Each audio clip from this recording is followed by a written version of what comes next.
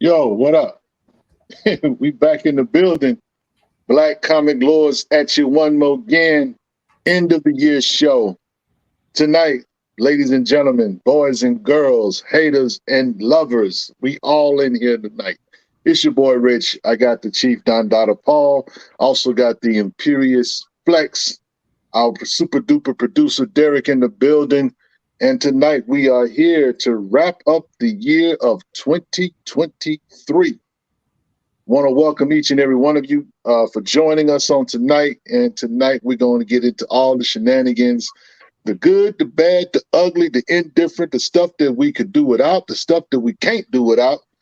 We all going to discuss it tonight. We're going to talk top 5 or top 3 or whatever, our favorite books. We might even get into our most hated books. Who knows?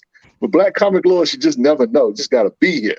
So again, I want to shout out the Black Comic Lords fam, the Black Superheroes Forever fam. Brothers, how y'all doing tonight? I am cooler than a fan.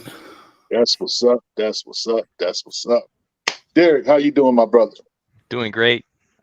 Just taking a look at all these folks in the chat. Just want to thank everybody for joining us throughout the year. Seeing a lot of very familiar names and looking forward to sharing some of our top lists. And I want to hear yours too.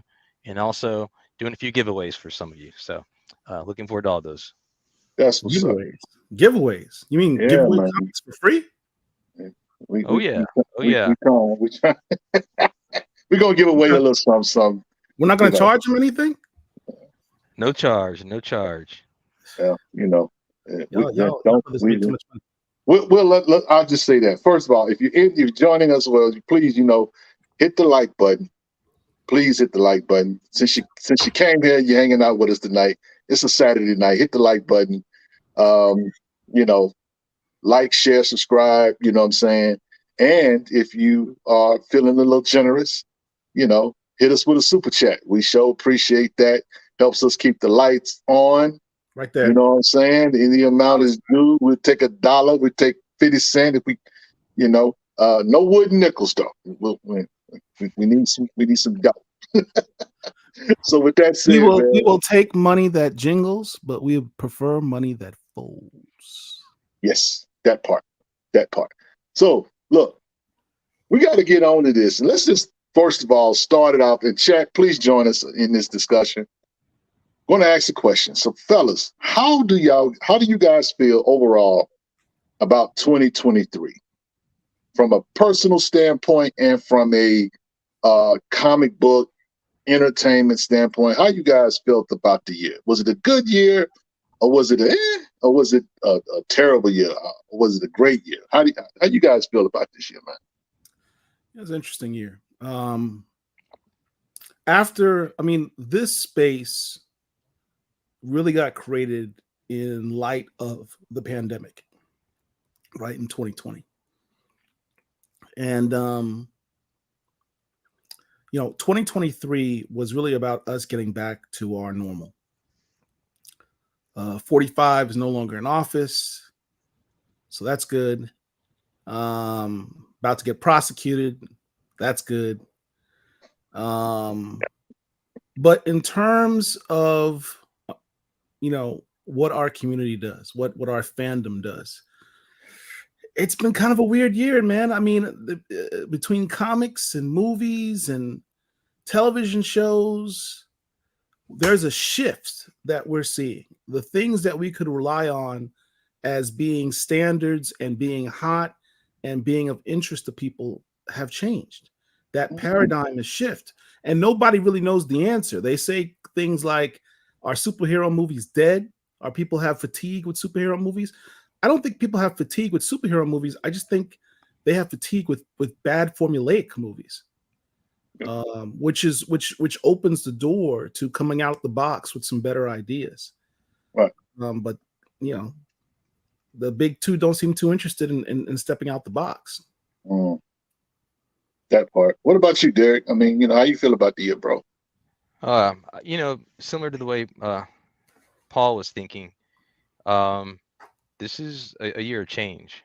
We're seeing, I think, more focus on stories and people looking for quality. I know there've always been people that have insisted on quality, but even if I think about the movies, I see a lot more people really getting serious about looking for really good stories instead of somebody just throwing something that, I don't know, might make you feel good for a few seconds, but then you realize there's not much behind it. So I see that whole shift happening. Obviously, all the perfect storm of items that kind of drove the COVID comic speculation market. Mm-hmm. That perfect storm has gone away, and we're back in the calm waters. And which I think that's impacting the speculation market. I also think it might be impacting the comic book companies in general as well, because they're not getting the boost from that. So I think we're in this transition period, still trying to figure out where we're going to end up.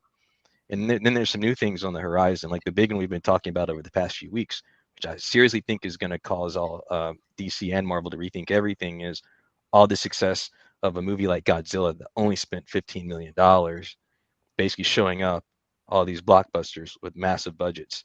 They're not capable of putting out a movie that's going to be as successful. So all those things are in play right now. I'm really interested in seeing how that plays out.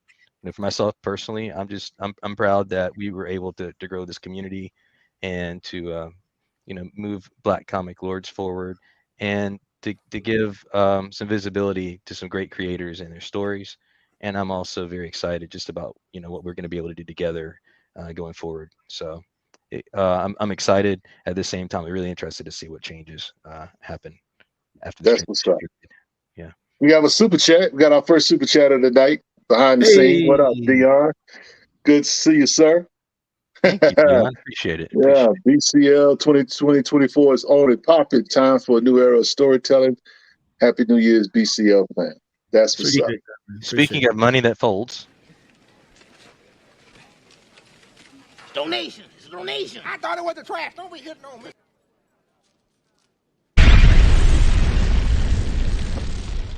Thank you. Shout out to Dion, behind the scene podcast. Them guys be doing great stuff, man. They are hilarious. If you ever get a chance to watch behind the scenes when they do a show, they raw. They keep it real. Those guys are very entertaining. So shout out to them.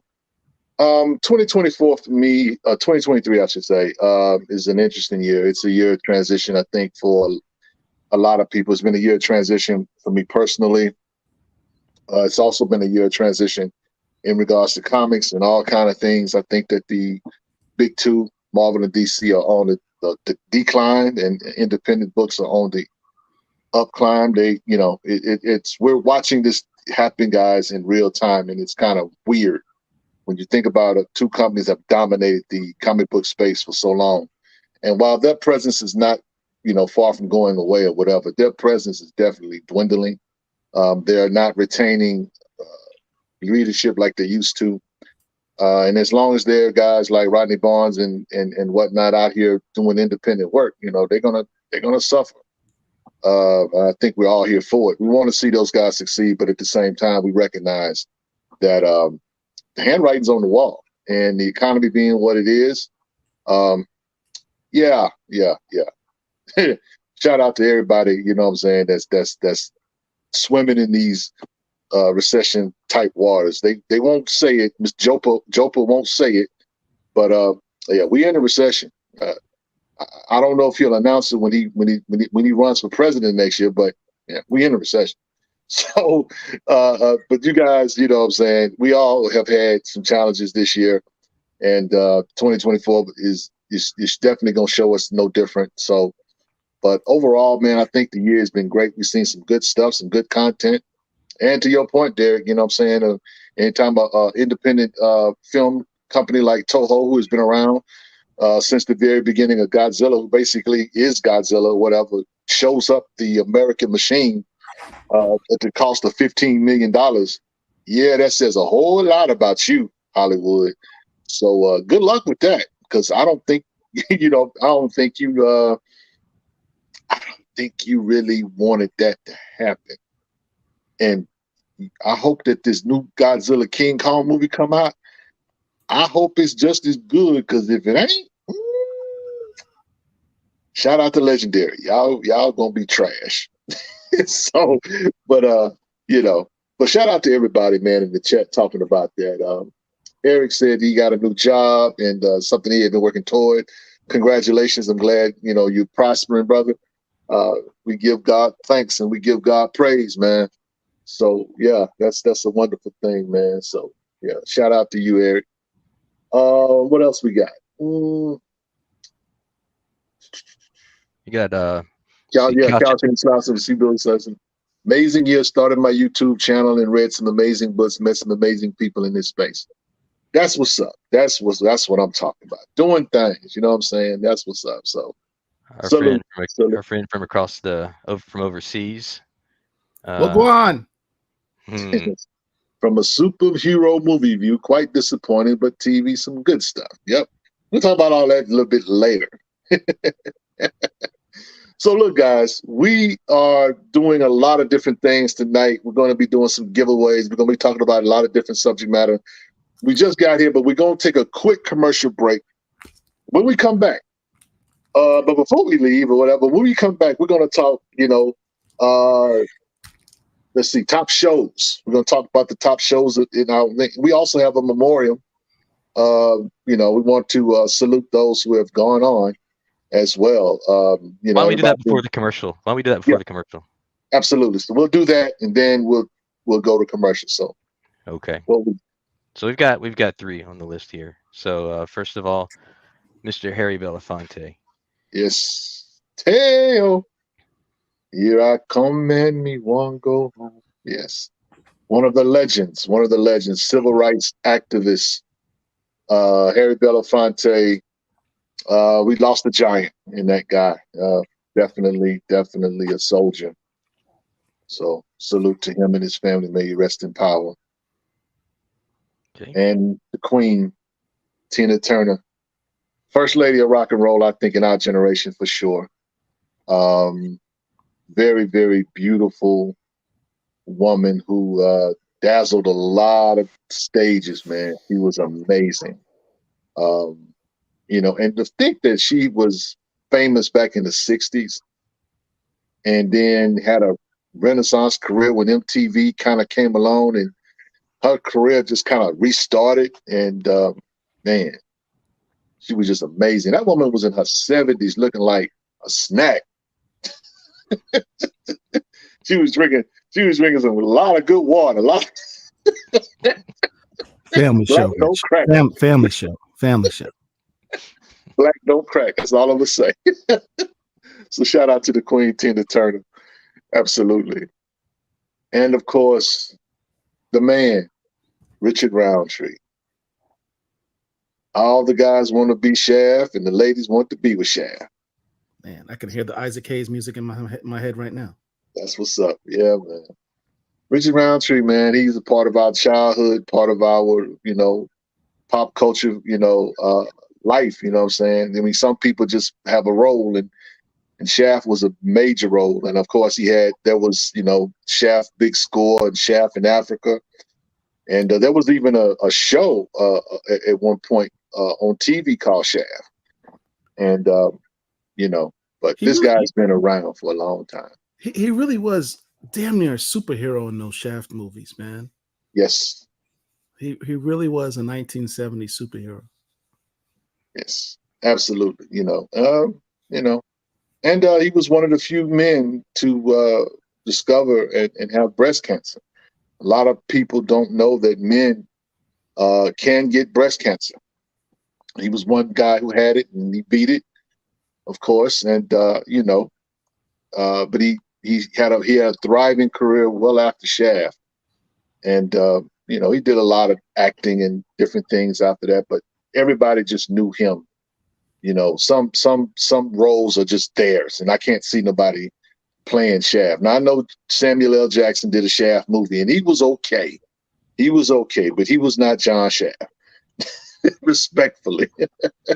Yeah, one of the latest things he worked on was a Netflix show called Family Reunion, which my daughter and my wife and I watch religiously together. It's kind of like our modern day Cosby's, where you really have a good family show based on an African-American family, and you can watch it together. And I really appreciated that.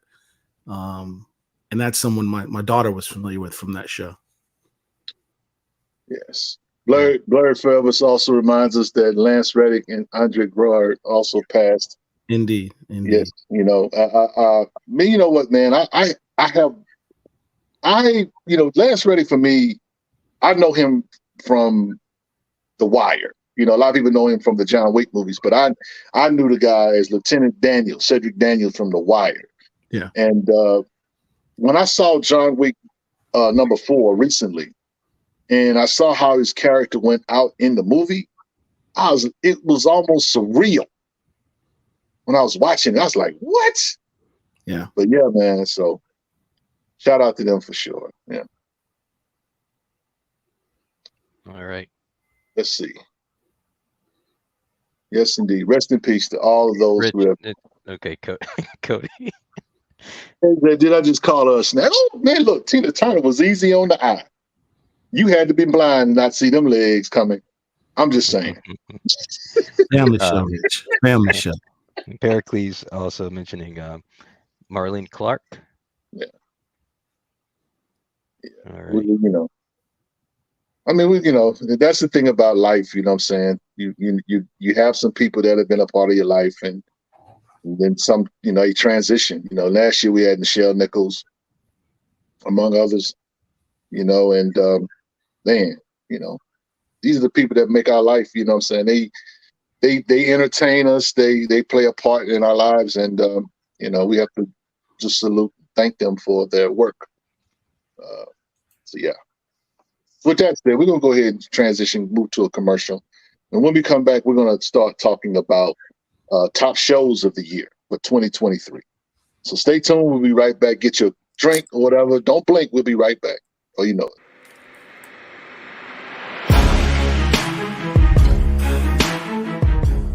Hello. Tim Fielder here, author of Maddie's Rocket, Infinitum and Afrofuturist Tale, and the graphic history of hip hop. I'm a visual Afrofuturist and graphic novelist. Buy my books. Go to Diesel Funk, at Diesel Funk on all social media handles. I need you to buy my books. Thank you, Black Comic Lords. Peace.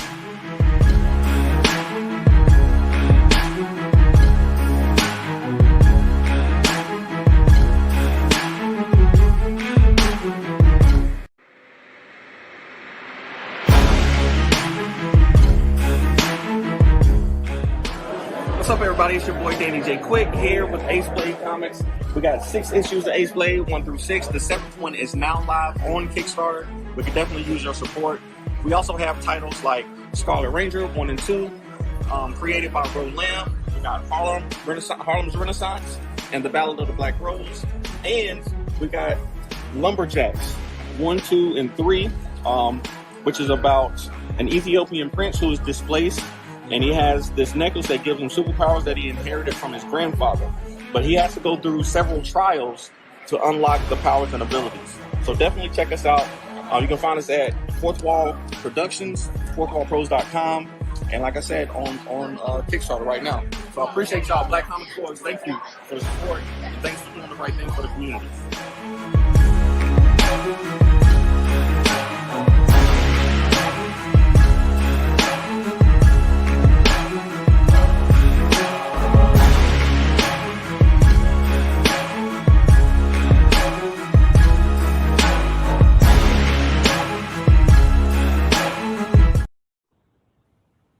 Yo, Pericles reminds us, did we mention Jim Brown? We did not. Jim Brown, legendary NFL actor. Good call. Absolutely. Yeah.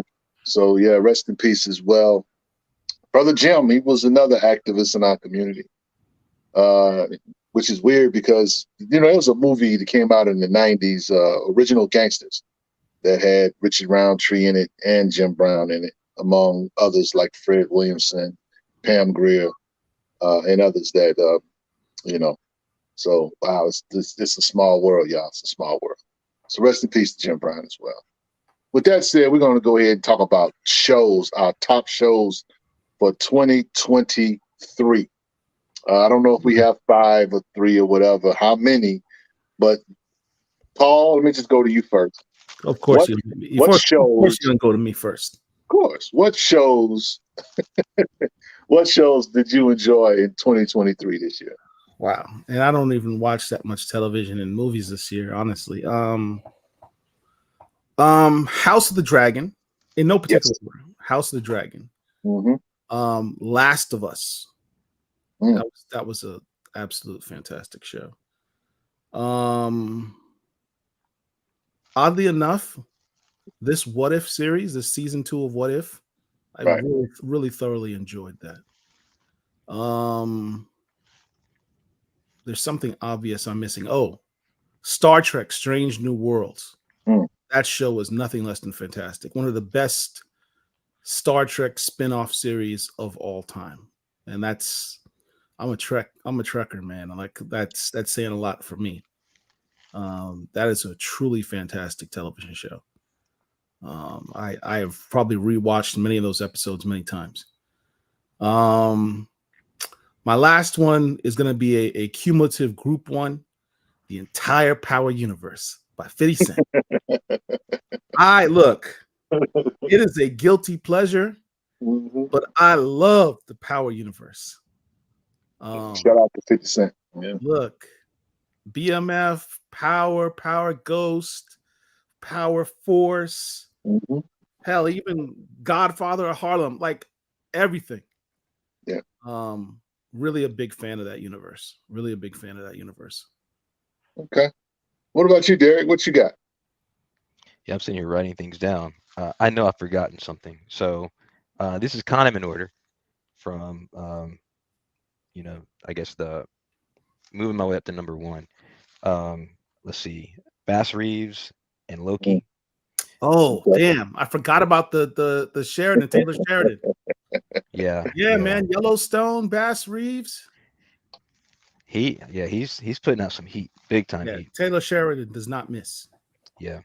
Let's see, Last of Us. I really enjoyed that, and I never had even gotten into the game at all. Didn't even know anything about it, but enjoyed the show. House of the Dragon. I thoroughly enjoyed that. It shocked me how good that was, and I actually feel like it was better than Game of Thrones. Definitely better than how Game of Thrones ended. Let's see. And then my last two, we had the final season of Atlanta this year, and Right. I really enjoyed that. And then finally, my top one, which also surprises me, was Gen V. I forgot about Gen V. Yes. Yeah, I mean the writing and the casting of that on that show just blew me away. And I don't tend to like all the graphic, stuff they put out there, but I'm also a person that's kind of a sucker for really good writing and good acting. So yeah, Gen V I even like better than The Boys, and I really like The Boys. Disgusting animals, both of you. Rich, before we get to yours, we have some comments. Yeah. So Blue Eyed Samurai was a surprise for me, as John Styles is saying. I've heard a lot of good things about this show. I have not had a chance to watch that yet.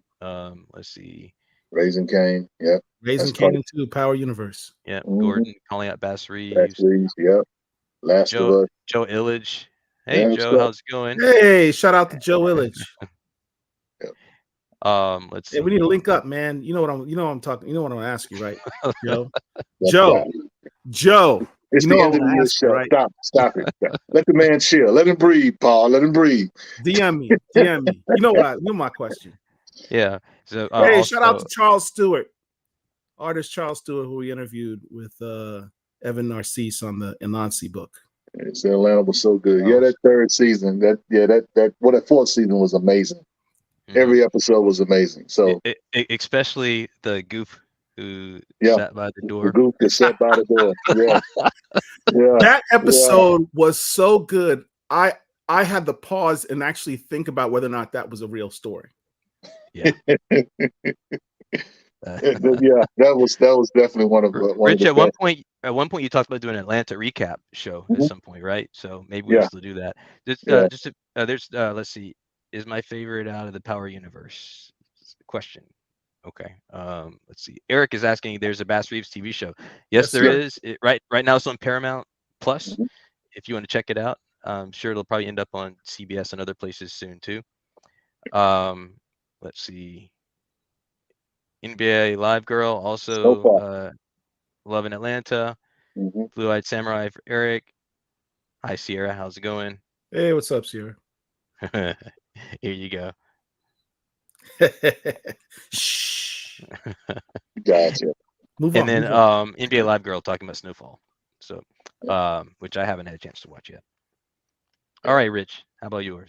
Yeah. Okay, so for me, I mean, there's a lot of TV that, I don't like Paul, just don't have the time to watch a lot of TV. But the TV shows that I did enjoy House of Dragon, of course.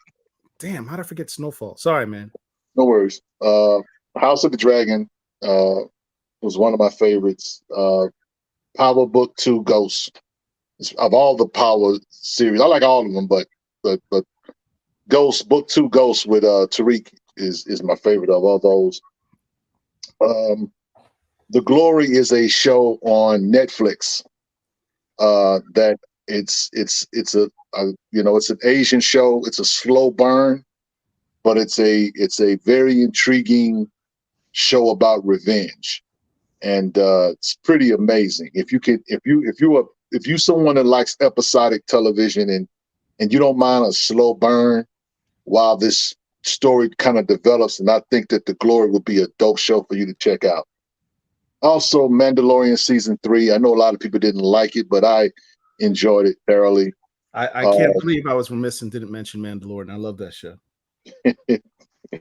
Yeah, man. So that's pretty much it as far as the shows for me. Atlanta, I enjoyed definitely, and couldn't name everything, man. But yeah. Blurred Forever is calling out Swarm, which was produced by Donald Glover. Have any of you seen that? Yes, that's a good one. That's a good one. It's on Amazon. Okay, I have not seen that. Dominic Fishback. That's the Beyonce-esque type obsessive fan show. It's a pretty good show. Oh wait, I did see that one. I forgot. Okay. Yep. Yeah. I did not know that Donald Glover was on that one though. Hey, Dre Mack, what's up? Yeah, Donald Glover, he produced it. He helped produce it. Yeah, he wasn't in it. He just helped produce it. Okay, all right, got it. Dre Mack, what's happening? Shout out to you, brother. Thank you for the super chat. Hey, thank you, brother. Appreciate that, man. Appreciate it. Peace and blessings.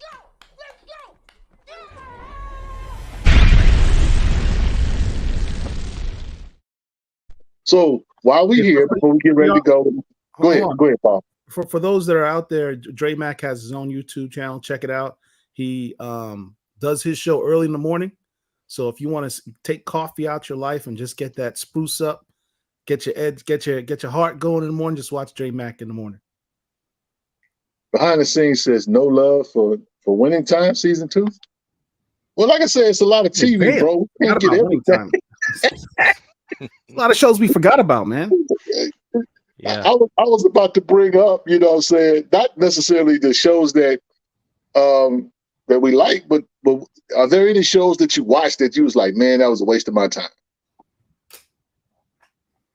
I didn't watch that much television. So if a show I didn't like after the first episode, I just moved on to something else. Yeah, it is. You watch it, or better yet, you fall asleep trying to watch it. Yeah, exactly. So just quickly running through, we got Joe Illich also calling it Andor. You know, I think we missed that one. Andor was this year too? Damn, yeah, Andor. I thought Andor came out in 2022. I mean 2020. Yeah, 2022. Came out last year? I'm not even sure. Was Andor this year? Maybe I the think second. That was last year, bro. Yeah, second season. Wrong. Are we gonna let Andor in the cookout? That's the question. Yes, Andor was a fantastic show. Are you kidding me? Such a Star Wars nerd. We talk about don't miss. My boy Dave Filoni don't miss. Oh, and Paul, I think you recommended this one a few months ago. My Dad, the Bounty Hunter. Yeah. Oh yeah, Family absolutely. Show to Catch with the Kids was Absolutely. good. My Dad on Netflix. Look, if you look, I got my 12-year-old daughter, trying to get her involved in nerd stuff. I'm trying to get her to like sci-fi and comic book stuff. Great television show to sort of introduce her to those concepts. And then the fact that, minor spoiler, they literally have Wakanda on the second season. Okay. That's enough, Paul. They That- literally that- have Wakanda in the second season. The Chillmonger says that House of Dragon came out in 2022. It debuted in 2022, Yeah, but it ran through a little bit through 2023. So, right. you know, that's. But I get the point. I get the point. It was so good. We let it in the cookout anyway. Guy McLeod points out Ahsoka as well. Damn, how did I forget about Ahsoka? Oh yeah, that was a good one. I know Rich didn't That like was one. Ahsoka. That was one of the ones I fell asleep on. So I didn't miss. I slept through the first 6 episodes. How about Wu Assassin? Have any of you seen that? That was like a couple of years ago, though. Okay, Wu Assassin? all right. And On then Netflix? Warrior. That was Have you heard? I've heard a show called Warrior. Yeah, I have. I haven't watched it, but Warrior. I have heard it. Oh my God, Warrior. And that show just got canceled. I'm hoping Netflix will pick it up. Warrior is an absolute fantastic show. That was probably one of my favorite shows of this year. Definitely top 5 shows of the year was Warrior. Okay. Now I know a lot of people saying Bronx Jamaica says Black Cake. Black Cake was, I think, on Hulu. I think it was. I haven't watched it yet. My whole family's watched it. Like, Paul, you haven't watched it about Jamaican people? You haven't watched the show yet? And I was like, I haven't watched it yet. Well, let me say this about Ahsoka, because a lot of people, some people tried to get at me about Ahsoka because I said Ahsoka was a snooze fest. And matter of fact, Paul, he was one of them. He was like, you must did watch the Rebels. You must did watch. It's like, that's right. Look, if you are not a fan of Dave Filoni's work, you're not going to get Ahsoka. Get it. But the thing is, Ahsoka was literally like watching paint dry. It was very dry for the first like 3-4 episodes. Come on, Paul. The only exciting part of the show was, and it was unbelievable, was when old girl got stabbed with the lightsaber. Okay, how in the world you get stabbed with a lightsaber? The lightsaber goes through you, and you live. That's because it cauterizes the wound, obviously. Come on, man. Really? What? That didn't happen to Qui-Gon Jinn? Well, Qui-Gon got hit in vital organs. She did not. Whatever. And it went right through his spine. So Qui-Gon. She just, and then check it out. Then after all of this is done, she literally deceives Ahsoka and literally goes to another galaxy, ride the space whales, basically betrayed it to reunite with her Betrayal's lover, a strong word. to reunite with her lover, and That was not her lover. She One. just This is how I know you haven't watched Rebels, because you're saying stuff that don't make no sense. oh, so there was no tension between the two of them. I wouldn't say that, but they weren't lovers. Okay, he had a mad. Is it safe to say she had a mad crush on him? They were very good friends. Okay, Very now, strong friends. Very strong. Yeah. But let's say, Paul, me and you, we we're not cousins or buddies, but we don't see each other for like 20 years. Like, what's happening, man? How you doing? Okay, I can't believe you just compared us to that relationship, but okay, whatever. Just saying, bro. I'm not judgmental, man. If I literally crossed the whole galaxy to get with you, I'm trying to get with you. Oh, come on, man. I would hope that if I'm stuck on the other side of the galaxy, one of y'all two cats would try and help a brother out. You don't tell me you're not gonna do that? Okay. Damn, if I can find a whale, Derek didn't even say anything. somewhere. See, this is what I'm dealing with. Saying, This is what I'm dealing with. I'm watching this Where's chat. the Brotherhood and the Black Comic Lords? Hey Charles, we'll get to leave the world behind when we get to movies. Yeah, ooh, man. That might get a little spicy when we get to that. We got a comment on Picard season 3. Paul, any Oh, comments? how the Bison for life. season 3. Good to see you, bro. Been a minute. Picard season 3 was nothing short of fantastic. Picard season 3 was Star Trek: The Next Generation's season 8.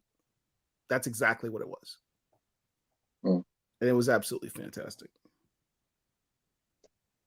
Let's see. Okay, we're getting corrected all over the place. House of the Dragon was 2022, so there were no House of the Dragon episodes. It came out in 2022, but it went through 2023 as well. So, yeah. But anywho, so you're right. Richard Andor debuted in 20. That's what I thought. I mean, you know what I'm saying? And again, shout out to the Star Wars fans out here. We out here working. Now let's talk about Mandalorian real quick, because a lot of people didn't like Mandalorian season 3 for whatever reason. Haters. Look, it makes definitely for interesting what season 4 is going to be like. I would, I don't know if you can please Star Wars fans at this point. And shout out to all you Star Wars fans, because y'all finna get another trilogy of Rey Skywalker. Y'all finna get more Skywalker in y'all life. Why? I have no clue.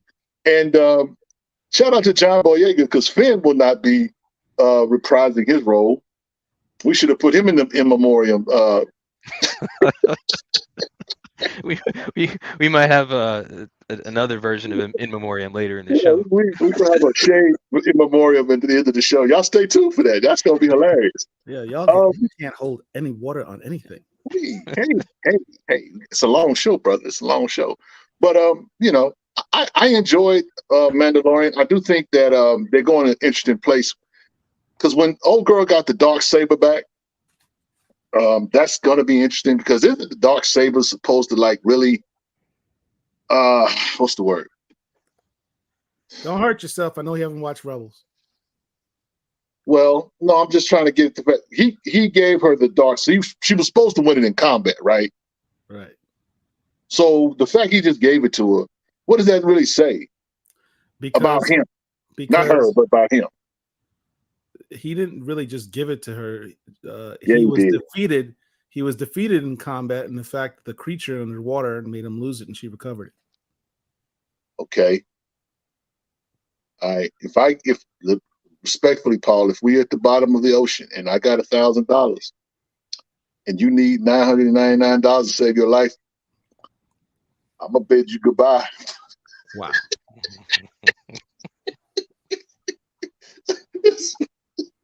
I said, I'll chuck your kid $1 or $2, but peace. The brotherhood of the Black Comic Lords. This is what we Black Comic Lords Brotherhood is trash. clearly. Bison for life with a super chat. That's what's up. At least Bison for Life would throw me $2. Thank you, sir. DJ Phil and Rich Sunday night shows were great. Yep. Shout out.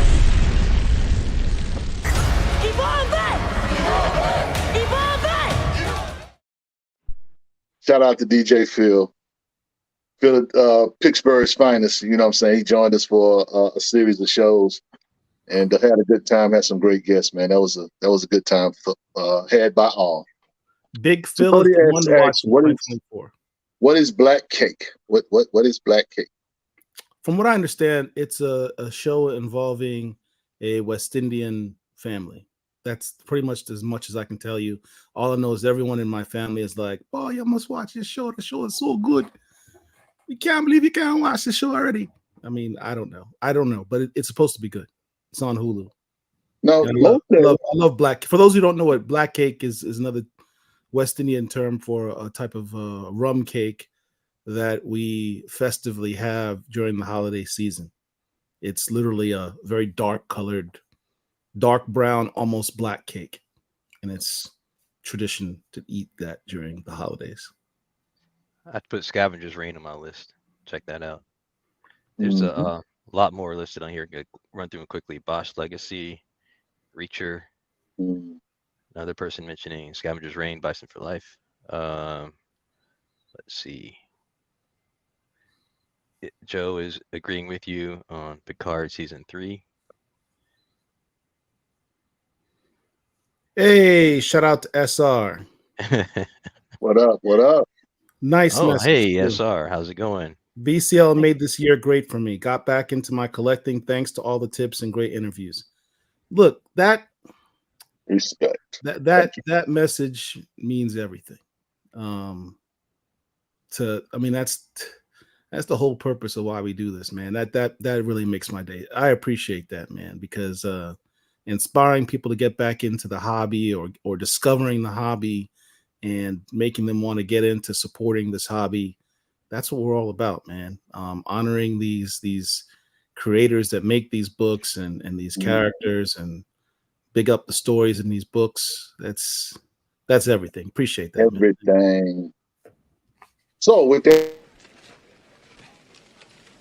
Donation. It's a donation. I thought it was the trash. Don't be hitting on me.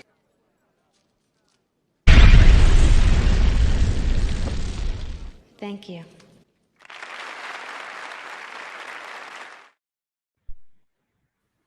Yep. It's about Jamaican family from the 60s to present time.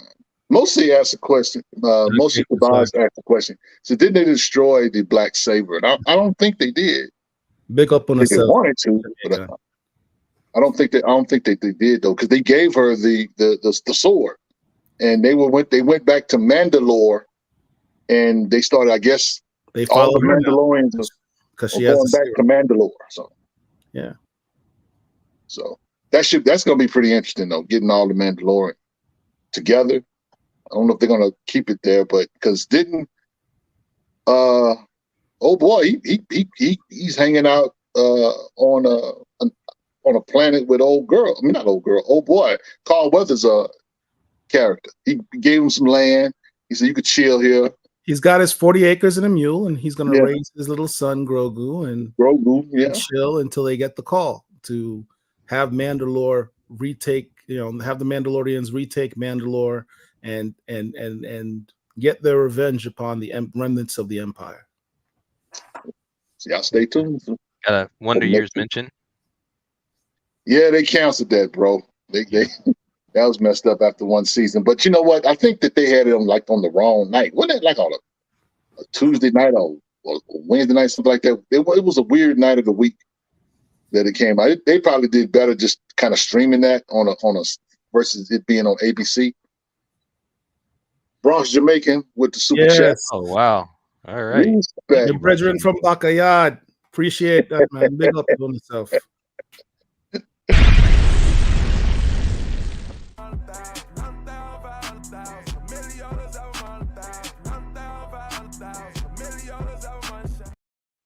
Okay, so shout out to my man Amir, 1 in 100 podcast. And Blur Forever agrees. The one show that disappointed me was Secret Invasion. Ooh. Okay. Disappointment is an understatement. Let's get into old Are we man gonna get into that? Fury. Old man Nick Fury Oh my god, I hated that show. got his Negro wake up call. Hold on. I got where is it? Where'd it go?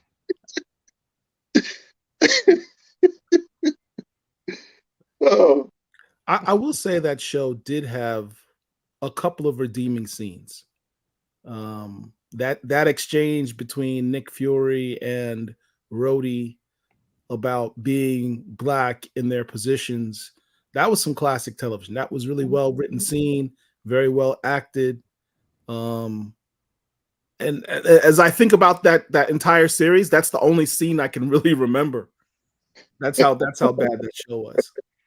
I remember the fight scene at the very end. And the Brit lady spy, she was cool. She stole every scene she was in. Yeah. I Shout out G-Town. Rich, we got to play your disclaimer. I'm a little late on the button.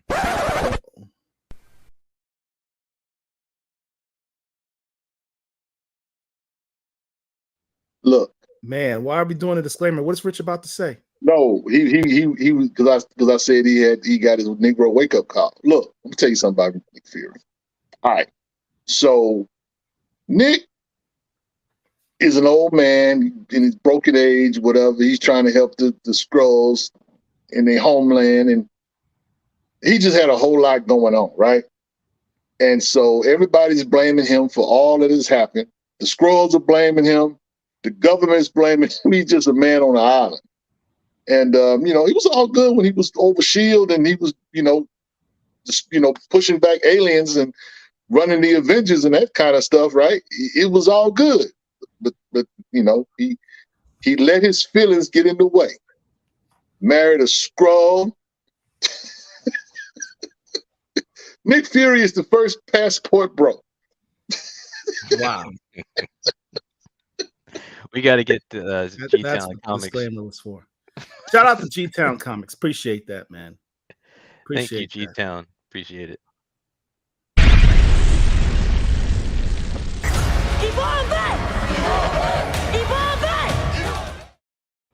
So, Cody S says, I feel like they rushed it. They did rush it. It was all rushed. It should have been like 8 episodes versus 6. How about the scene where the president of the United States gets taken to a hospital and there's like 4 Secret Service guys protecting him? There's budgetary problems. Marvel come they on, can man. afford anymore. That's a good point, Joe. I agree with you. I think Malcolm Spellman might have done a little better. Yeah, Oh, here's some of the that shows story. we didn't remember. Foundation, Ted Lasso, For All Mankind. I'm not familiar with For All Mankind or Monarch. I didn't watch Monarch. Yeah, I really enjoyed Ted Lasso. Ted Lasso. Monarch is on Apple Plus.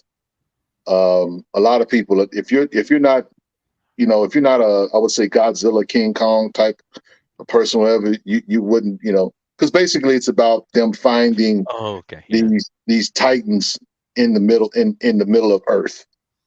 So it's kind of a offshoot, not an offshoot, but a connective tissue to the King Kong Godzilla universe, or what is it? Legendary.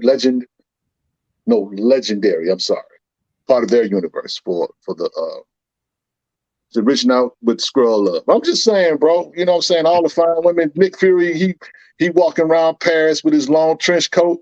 I told you he kept the trench coat from Shaft. And he just walked on the Secret Invasion set. I'm rocking this. I'm taking this with me. Sit up there rapping, singing poetry or whatever. Got all the black women in America mad. He had to go to space to find. You know what? Let's move on.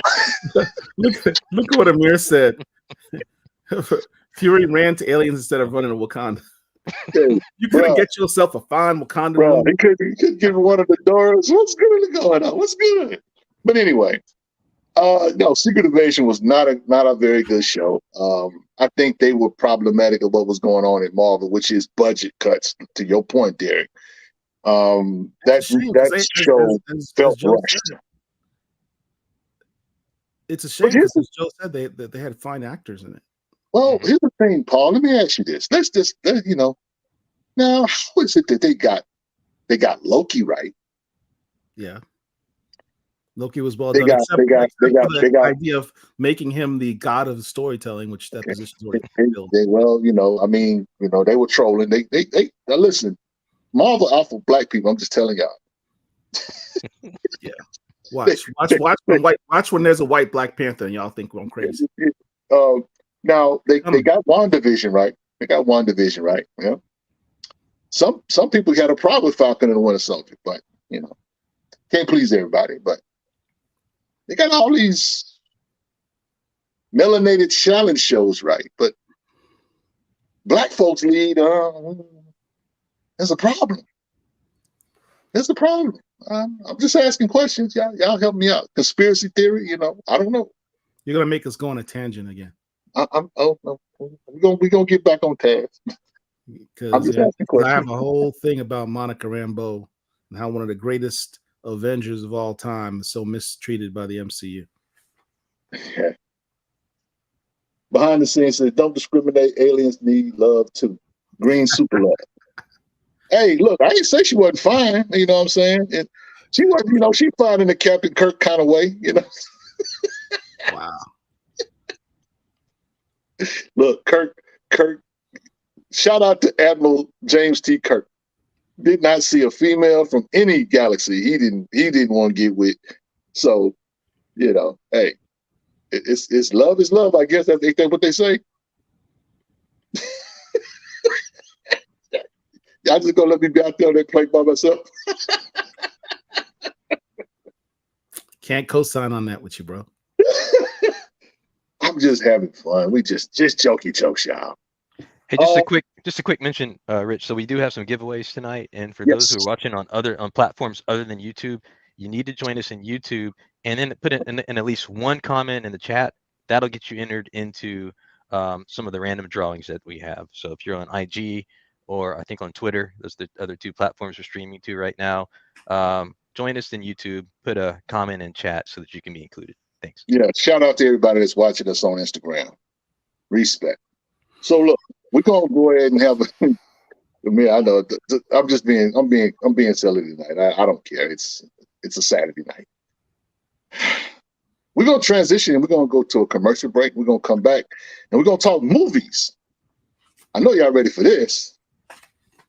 Yeah, we're gonna talk movies. Top movies for 2023. It's a very short list for me. Tragic. You know what? It's gonna be all right, Paul. We got you back. Because we are the Black Comic Lords. Who have no brotherhood, apparently.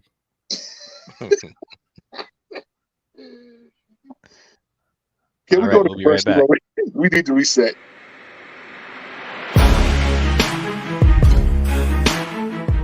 Here's our black real estate in comics. What do I mean? Let's check out Black Panther.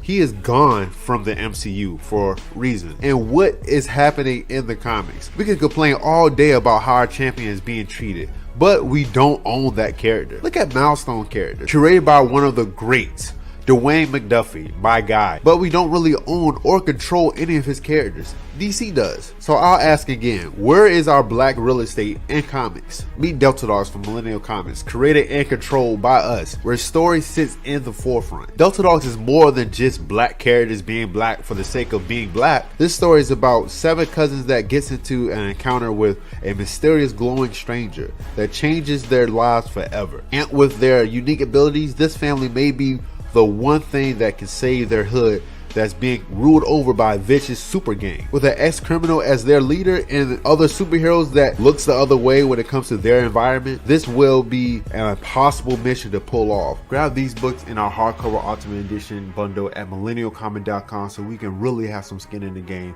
when it comes to the comic book industry. Keep doing y'all thing, Black Comic Lords. Peace.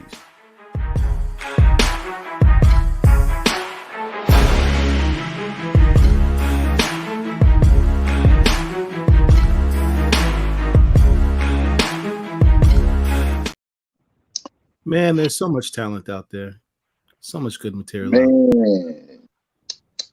Boy, did you taste that? That was tasty. That was tasty. Shout out to Vonnell Young of Millennial Comics, giving us some truth, giving us a dose of reality. We don't own these characters. Where is your black real estate, Black Comic Lords? Where is your black real estate? Yeah, support my guy. He's a good guy. He's got 20 books, man. Y'all go get them. Shout out to Delta Dogs. So behind the scenes says it's 2023, no Kirk shaming. Okay. I ain't say he was shaming. I just said he didn't see nothing. Kirk wasn't turning down nothing but his collar. Wow. Look, we were raised, Paul, understand something. I know why you like Star Wars why you like Star Trek, because, Kirk was like the first intergalactic Mac. He was the first pimp. Look, James T. Kirk had black tendencies. He sit back in his chair. Stardate, 5011. Mm-hmm. Exactly. Kirk had that swag to him, man. Lean in his chair. He sit there, look over at Sulu. Mm-hmm. Look over there at Dr. McCoy. Mm-hmm. And then he ease his chair back there and get Uhura's leg. Mm-hmm. That you by the chip. You try disrespecting him, he gonna slap you. Kirk chop. Karate chop. Shout out to Star Trek. Shout out to all my OG Star Trek fans out there, man. We having too much fun. So right now, guys, we gotta transition. Kirk is my dude. Dawg said Captain Kirk was the man. Yeah, sure he was. Sure he was. Yeah. Shout out to William Shatner. Good guy, man. Although Benjamin Sisko is the greatest starship captain of all time. Well, we can say that, but Admiral, he was an admiral. James Kirk became an admiral. Yeah, can't forget about that. Sisko was a dude. No doubt, man. Avery Brooks, that day he played that role for sure. So look, guys, we're going to talk right now about movies. Top movies of 2023. This is a big one. We can't spend too much time. I know Paul said his list is short, so since your list is short, Paul, what you got for the year, my brother? I did not get out to the movies that much this year. I've had a very busy year, so there's very limited movies I've actually gone to the theater and seen. At the top of the list, and probably my favorite movie of the year until one of you guys mentioned something else I've forgotten. Mm-hmm. Across the Spider-Verse. Yup. Look, I've seen all the Spider-Man movies. I've been a Spider-Man fan. In fact, when I look on my CLZ app and I see the character that I have the most comics on, it's Spider-Man. Because that's the character I collected when I was a kid. Like that was my superhero. I love me some Spider-Man. Across the Spider-Verse is probably the best Spider-Man movie ever made. Like no cap. Like that was phenomenal filmmaking. And it's really got me thinking that, because I mentioned one of my favorite shows of this year has been What If. There's a lot to be said about these animated features. I honestly believe that Marvel and DC are kind of missing the shot at really investing more in doing these big time animated features. There's no reason the Marvel Studios couldn't have done an animated movie like Across the Spider-Verse. Sony did it. DC makes some of the best animated movies out there, but they don't put them in the theaters. They release them on television. They keep them at less than 70 minutes instead of making a full 2-hour film. Right. I think they're missing something there. I think that's an untapped market that they don't think they'll make money on, but I disagree. As evidenced by Across the Spider-Verse, I think it made $800 million, something like that. Yeah. And I know it didn't cost, the $250, $300 million that some of these other big budget films make. Next on my list, John Wick 4. I love me the John Wick films. There's not a single John Wick film I have not seen, and not a single John Wick film I have not liked. I love John Wick. Next up, Guardians of the Galaxy 3. Mhm. Is a well done, probably one of the best Marvel movies of this phase, which has been abysmal. Mhm. But Guardians of the Galaxy 3 was really well done. Really well done. I mean, and I'm not just talking about special effects and all that stuff, Easter eggs. I'm talking about just having a good story. Like that's that sub story with Rocket. That if that didn't have you choked up a little bit, you might have lost part of your soul. I think my top 3 honorable mention, Creed 3, just because I love the Creed movies. Right. Excuse me. What about you, Derek? What you got? You know, I didn't get out to see a lot of. I was gonna say a lot of movies, but I didn't get out to see a lot of good movies in 2020. Exactly. So, one, this is not a 2023 movie, but I think I saw it in 2023 because I saw it kind of late. The Woman King. I think I saw it right in January. I really enjoyed that one. Yeah, it was good. So that's on my list for 2023. And then I did enjoy Guardians of the Galaxy 3. That's on my list. And then my last 2 that I would put in the really good category would be Godzilla. I forgot, Zero, whatever. -1. Minus one. Yeah, that's right. Yeah, Godzilla -1. I'm just continually wowed at how that thing did what it did. Yeah, that's good. Spending no budget, and then Across the Spider-Verse, and there are a lot of movies I haven't seen yet. Like I see a question: have I watched The Color Purple? No, I haven't seen that yet. I haven't watched any of the John Wick movies, so I'm behind on those. So What? That's right. So there are some that were probably good that I just haven't seen yet. They're all good. That's my list. But one thing I wanted to mention, the whole Across the Spider-Verse movie was good, but the last few minutes, when he's now with his uncle and he's with the other Miles, that's a good scene. That build up right there is that's some great movie making there. So although the whole movie was good, that end, I just love the way they ended that movie. Yep, it was a dope movie. For me, my favorite movie of the year. Well, I'll go back from 5 to 1. Equalizer 3. Denzel Washington always kills it, regardless of what he does. Equalizer 3 is like it's like Friday the 13th. If Michael Myers or if Michael Myers was a cop or was a deadly assassin, because that movie is kind of scary. The way he was hunting some of these dudes in that movie, Equalizer 3 was yeah, it was pretty brutal. Denzel gets it in. Yeah.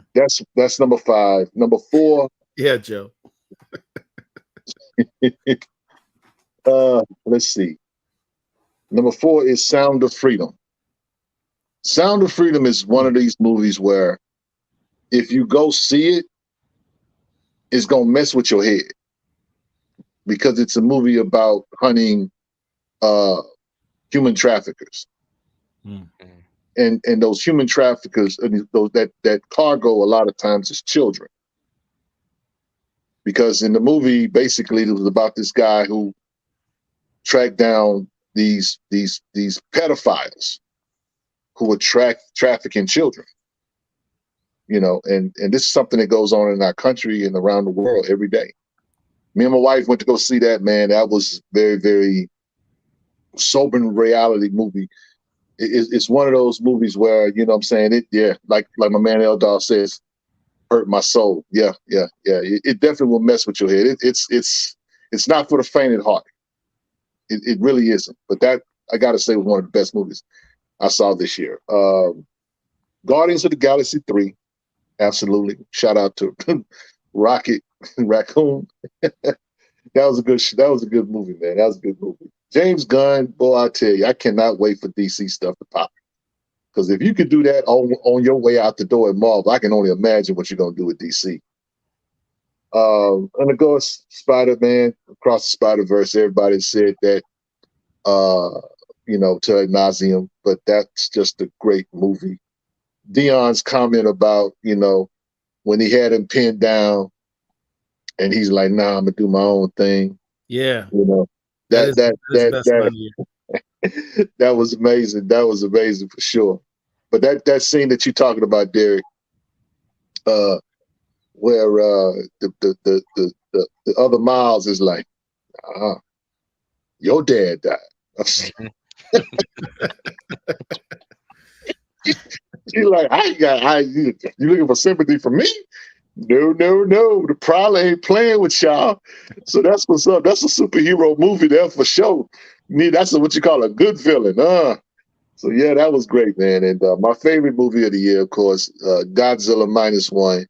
Paul swears he's a Godzilla fan, but I don't believe him, because he should have been ran to the theater and seen this movie. I'm telling you, and that's no cap. That was a phenomenal movie. I get it. The story, and then Godzilla really being a monster. So that's the thing. So we've seen Godzilla like being in movies, and he's goofy and he's aloof.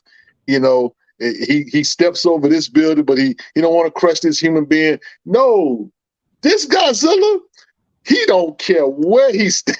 He eat people. He don't.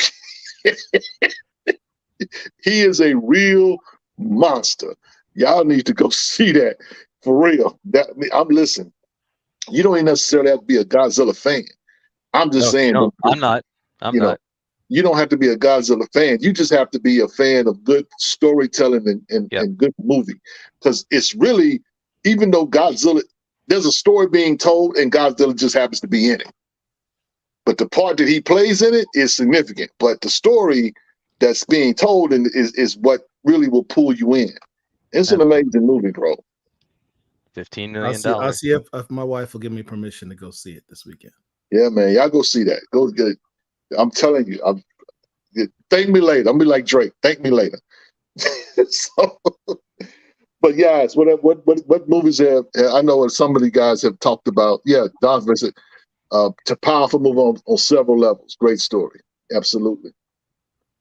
Behind the Scenes of -1 was a horror film and a drama. Yep. So let's see. We got They Clone Tyrone, Equalizer 3, also mentioned. Yep. Rich, you saw Color Purple, right? No. Oh, you didn't. Oh, okay. I thought you said you saw it. I had not. That was Herschel that saw it. I ain't seen the color purple. I will see it at some point. I'm pretty sure the wife will drag me to the theater to see it. But I'm gonna let y'all have that. Y'all. I ain't going willingly. I'll be like, honey, let's see the color purple. Rich ain't doing that. So how about this comment from Cody? I have done Monica Rambeau's character way better than they did. Where did you do that character? Cody, where'd you do it? Do we really want to talk about the Marvels tonight? Oh, we have to talk about the Marvels. Look, brothers and sisters, ladies and gentlemen, in a perfect world, the Marvels should have been fire. We should have all had some nice Monica Rambeau merch. But instead we got, half price Blue Marvel action. Anybody want to buy a Blue Marvel action figure?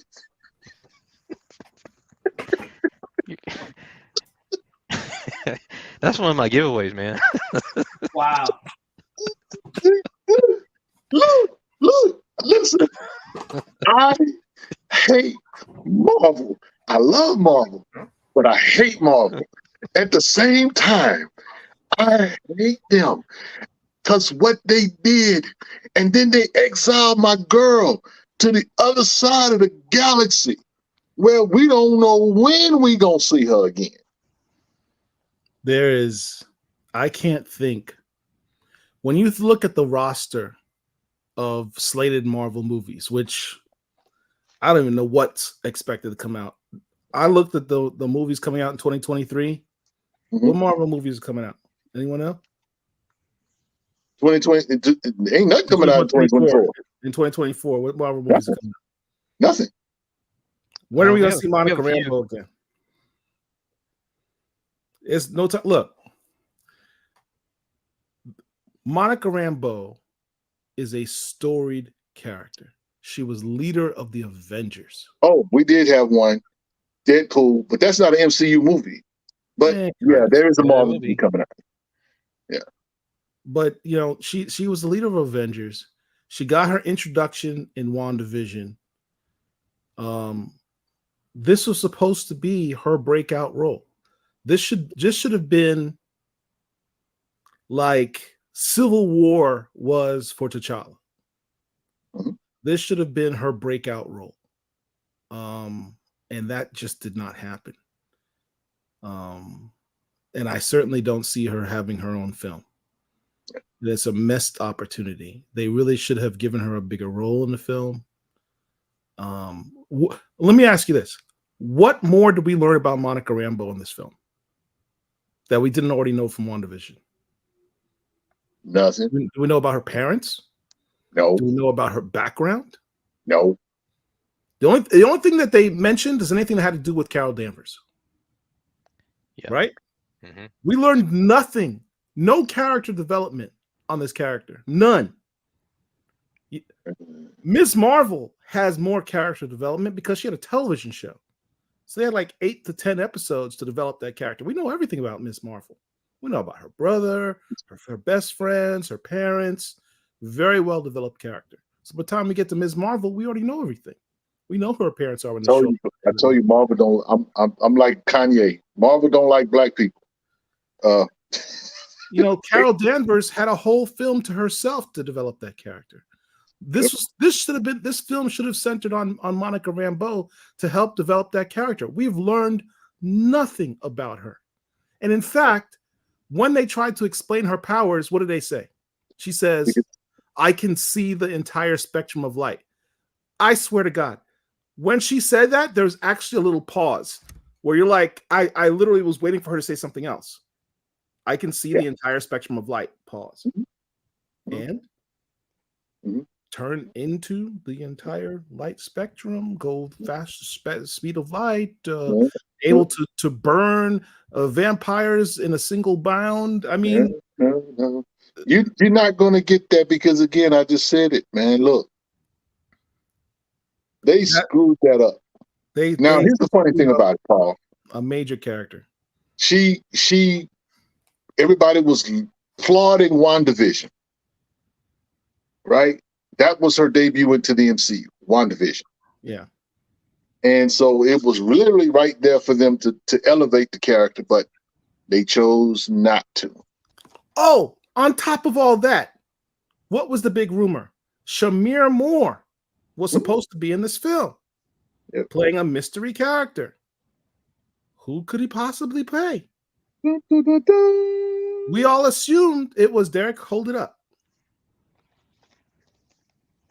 That guy right there, Blue Marvel. Why? Because that action figure got released when we learned that the Marvels movie was coming out. The prices on that were good. When that movie came out and he did not appear, what happened to the prices of those Captain Marvels? Those Blue Marvels? How much did you get it, Derek, for? Like $2 or something like that? I found some for $5.99. $5.99. Originally sold. I bought mine, pre-ordered mine for like $25. Pre-ordered for $25. He got it for $5.99. They couldn't give those things away. You can go to any toy store and still find those things. Eldar says they weren't going to let Monica outshine Carol and Kamala. I think they could have had. Here's the thing about it, though. I think they could have all had some shine. I don't think that she would have dimmed any of that light. Would we have been more excited as a community for her glow? Absolutely. We were going to cheer that. We were talking about it. Paul said it. We going to see the Monica movie. When it wound up not being nothing like that. She was in it, but that's all we can say about it. Is she was in it. And truth be told, Kamala stole the show in as far as the story and as far as her character, her charisma with both of them. So let me ask you a question. Let me ask you a question, Rich. In the movie, they go, especially towards the end, they're at this house in Louisiana. It's Louisiana, right? Mhm. Right? Yeah. And that's where the airplane is being held. Where's Monica? Where was Monica Rambeau from? Louisiana. Was that her family's house? Yes, it was. Yep. Where the hell's her parents? Where's her father? I should say her father, because her mother is obviously dead. You know, Paul, why are you trolling, bro? Why you won't bring that I'm up? not trolling, man. I'm just. Why It you would have bring been nice that up? to have Listen, her have some relatives to help explain. Very simple scene. It's already written in the story that they're going to her house, her family house. She could have had some cousins, a grandma, something else to define who the hell she is. Leave some pictures on the wall. Some pictures on some pictures on the wall. Something to define who. They couldn't even take that. well, I'm gonna just pull you back to reality and say this is the same company that decided to kill T'Challa off wow. screen. Too soon, man. I'm just saying, black male presence in MCU movies is next to nil. As much as some of y'all want to pull Black Falcon out y'all behind, talk about black men representation. That's Captain Black Falcon. Thank you. And the other hobbling scroll Rhodey. Yeah. Black men in MCU movies. Give me a break. You really think that they were going to put Frank Rambeau, a father who lives in the house with mommy and daddy? Do you really think Mr. Marvel was going to put that out there for the black folk to see? I got some land in Arizona I want to sell you. Free beachfront property. I'm just saying, bro, we know how this goes. We know history. We know this company. This company has no desire to see anything like that show up on screen. So, am I offended that Blue Marvel did not show up in this movie? Absolutely. And you know why I'm offended by Blue Marvel not being in this movie? Apart from the action figures being in bargain basement prices now, I have a Adam Legend of Blue Marvel in my collection that I paid more than $3.95 for. That's all I'm gonna say how much I paid for it, because I want to cry of how much I paid for that book. That book is nowhere near what it used to be. And they didn't help the situation. So they didn't not only were they were very negligent when it came to that character, they were very negligent in Monica Rambeau's future. And we may not see Monica Rambeau till 2027, which is when Secret Wars is coming out. That's the truth. Because unless the Fantastic Four come out, what cosmic characters or what cosmic stories are they going to tell? Ghostlight. We just talked about they ain't trying to put no black, and they sure not putting the Jamaican black man on the screen. Don't do that. Don't do that. Hey, Mariah Stokes. shout out to Iman Vellani. She did her thing, you know. Oh, she was great. I love her. My daughter loves Ms. Marvel. I mean, every day she's like, she wants to rewatch those episodes. And it's in no shade, but it's so great how they show her full family. Yeah, they did that for her character. Right.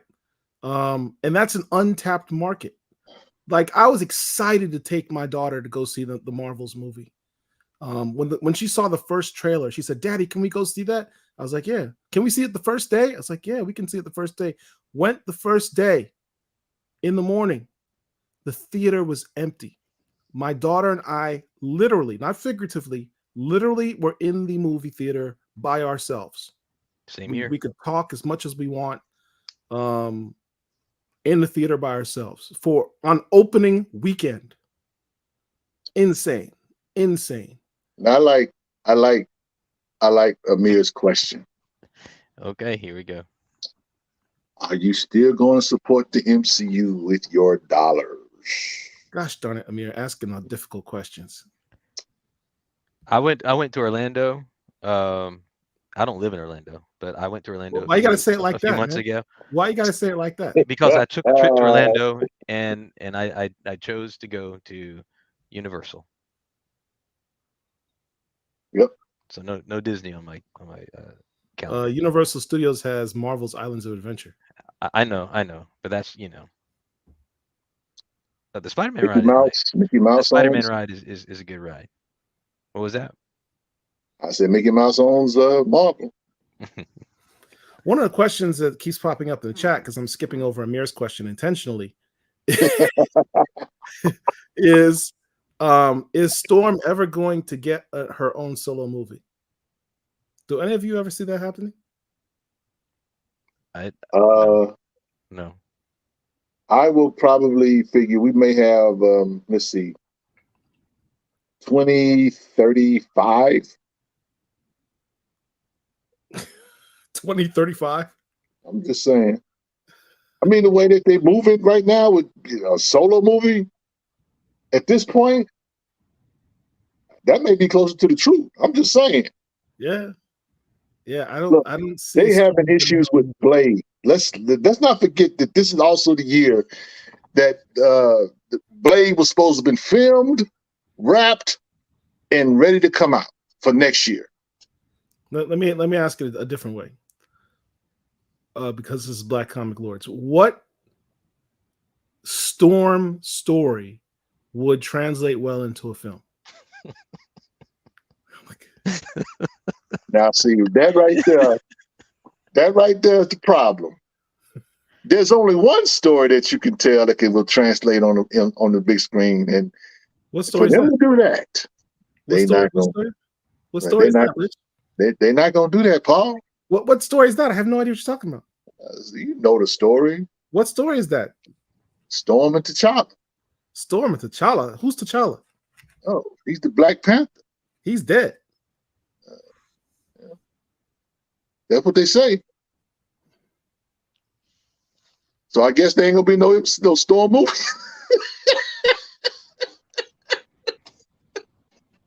It'll be Storm and Toussaint, TJ. Shut up. Stop. Or Tosin, maybe they'll work Tosin in there somehow. The bastard. Lord have mercy. That's the other movie we hadn't talked about. What? Wakanda Forever. They don't talk about that foolishness. Let's move on. We talked about the Marvels. We got to keep it up. We talked about top movies. That's why we didn't talk about Wakanda Forever. He Hey says Cody, yes it is with the life jacket. No cape, no helmet. The stuff, the indicia, and that's a big thing with the Blue Marvel action figure. They did not give him his cape. They did not give him his helmet. These are mantles and indicia of leadership and power. When you have a cape as a superhero and you can fly, that really says a lot. That's making a statement as to your status in the superhero universe. Mm-hmm. Throwing him in some type of zippered vest with pockets makes him look like a auto mechanic or something. I don't know. He's a duck hunter. Look. Here's one of the Storm lost her powers. Story, yeah. That's a B story at best. Yeah. I mean, you're talking about a character. First of all, let's see. Calvin and Slauson C Business said like this: they got to introduce the X-Men first. They're going to do that first. They're going to do that. Now, here's the funny thing about Storm, because those of you who know the history of Storm, the first appearance of Giant Size X-Men #1, right? In that book, no capes. In that book, now Storm is already at that point being worshipped as a goddess in Africa. But here come this little bald-headed white man in a wheelchair talking about, "Nah, boo, you just a mutant." Yeah, you're not a goddess. You're not a goddess. You just a mutant, baby. You just a mutant. That right there is the difference between X-Men writers and Black Panther writers. I'm just going with the source material. The X-Men writers are like, oh no, you're not a goddess. You're just a mutant. It's not a big deal. Just come with me. Leave these people behind. They're savages anyway. Come to New York, into where civilization is. We'll throw some clothes on you, and you'll come work for me. You can get to hang out. You can get to hang out with a little. You can get to hang out with a little 5'5", short, hairy Canadian named Logan. Right. Get to know him real. Get to know him real good. She goes to Wakanda, and T'Challa's like, I now declare you as king of Wakanda, as the Hadar Yao, the Walker of Clouds, and I order all of Wakanda to worship you and imbue you with your strength. And she actually levels up from everyone Wakanda worshiping her, thus establishing that Storm is an actual freaking goddess. Yeah. Well, Paul, X-Men tell everybody. comics? Tell everybody. Queen? Do you get to be queen in X-Men? No, we get to make you regent. That would be nice right there. Tell everybody, Paul, that you're a Black Panther fan without saying you're a Black Panther fan. Recast T'Challa. Have either of you seen Rebel Moon? I haven't watched No, it. I have. Like It's on the agenda to watch this weekend. I'd be watching it now, but I'm talking to y'all fools who aren't my brothers, apparently. Okay, how about this one? So we had a little bit to talk about Blade, but Mahershala Ali is in a movie that just came out. That movie's not coming out till Storm in 2035. You're right, but have either of you seen his movie on Netflix that just came out? What movie? No. Leave the World Behind. Leave the World behind. Yeah, well, let's look. Why is he not working on Blade? Why is he making other movies? The white fragility in that movie is incredible. It's got the white folks upset. Did you like it? It was alright. It's kind of sickening. What's it about? Imagine, Paul, that you got a nice big old mansion, right? You got a big old mansion, you know what I'm saying? And you gonna go take a trip, you know what I'm saying? So you figure I'm gonna rent it out for the weekend, get some money while I'm out enjoying life. Okay. But then the world kind of shuts down. You, a black man. Yeah. And the world kind of shuts down. So you figure like, well, hey, baby, let's just go back home. You and your daughter. Yeah. And the folk that stayed at your house start to treat you like you don't own the house, like you're not supposed to be here. And are these like relatives or like the help? No, these are just regular white folks renting out an Airbnb. A really, really, really nice Airbnb. Yeah. Super. So like, he Airbnb'd his mansion, and when he came back home, they wouldn't leave? No. They wouldn't barely let him in. Well, they stayed in the basement. And so he called the police, and they said, well, sir, we're not entirely certain that you actually own this property. No? There's more. I don't know if we want to spoil anything here. No, we don't want to spoil. There's a reason why he wouldn't call the police. Well, there's two good reasons why he wouldn't call the police. Oh, he's a drug dealer then or something. No. No, he's an upstanding brother. He's just dealing with people that don't look like him and they attitude sometimes. The precedents are not the precedents, but the premise is kind of like, we live in a world where we tolerate one another, and you really don't know who's who until something like the world ends happens. And it just questions our relationships with people, if that makes any sense. There's one scene in the movie where the daughter was like, we putting a lot of trust out here. You don't need to be trusting these white folks. He's an open-minded individual. He's taking everybody for the merit of the content of their character, not the color of their skin. But his daughter is seeing that that's not working to his advantage right now. That's working to his disadvantage. And so she's just warning him. I recommend it, Paul. Yeah.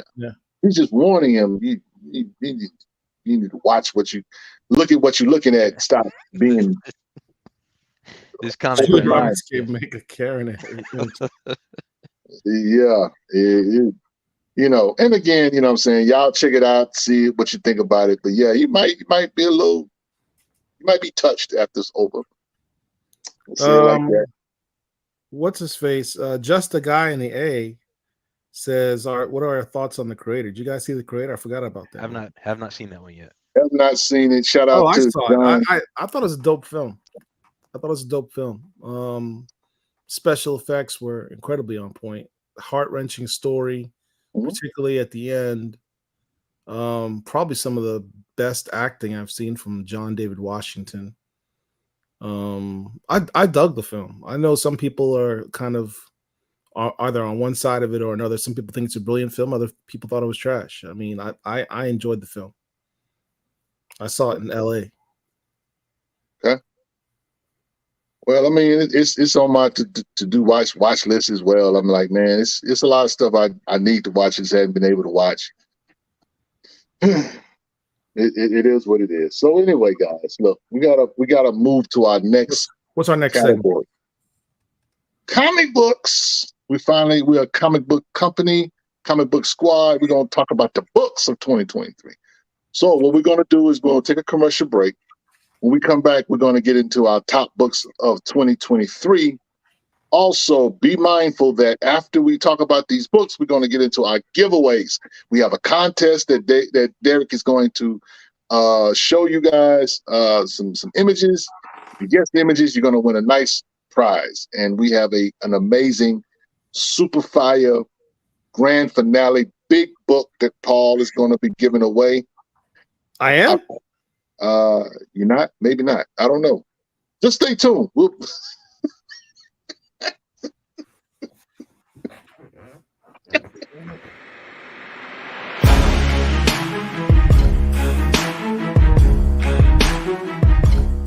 This is Derek Harrison of Black Comic Lords, and I'm here with Greg Burnham.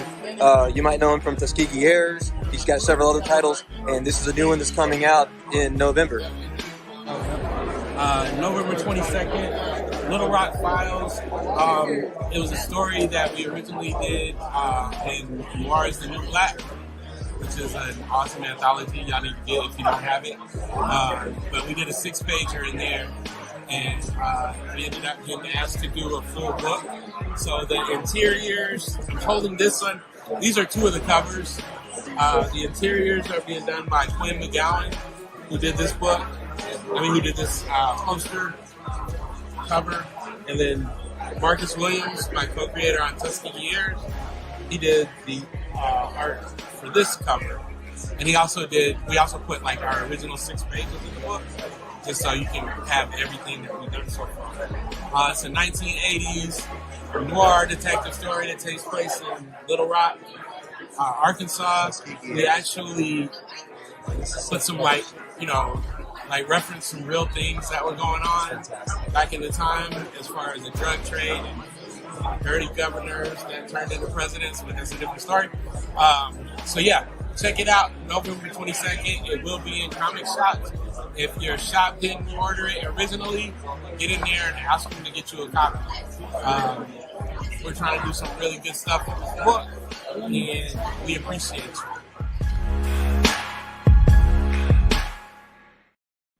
Yep. Go out and get this book, Little Rock Files.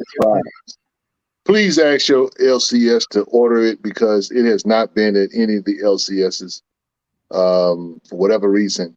They can order it, you know what I'm saying? But if you're looking for that to be on your shelves, I doubt it. You've got so many LCSs in the Texas area, in the Yes. Fort Worth area, and you haven't found it in one yet? No, not one. Wow. I haven't found it either, but my area doesn't have as many LCSs. That's Funny why thing is, I got mine on pre-order because no one listens to me. Yeah. They didn't pre-order the book and have it sent to them. well, here's the thing about that though, Paul. There are LCSs who have the Noir is the New Black. They have that book, but they don't have the Little Rock Files book. I don't know why that is. They just don't. I don't know if they just didn't. It wasn't available on Lunar or whatever. Who's distributing it? I have no clue, to be honest. But that's the situation here in Texas. I might have to go to Gulf Coast and get it down in Houston. Rich, there's a counterpoint to your point to about. be fair, you did rent it out, Brooklyn. and they don't know who they are. Yeah, I get that. You know what I'm saying? But at the same time, if I got keys to the house, I'm just saying, I got a license. I'm just saying, put like this here. If Richard was playing that character, and they up at my house, I might have got whipped out to steal.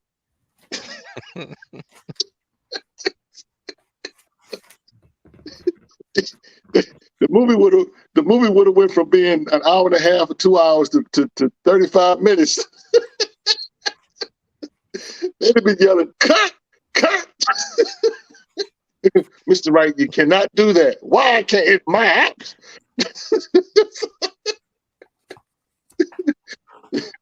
I'm just saying. But anyway,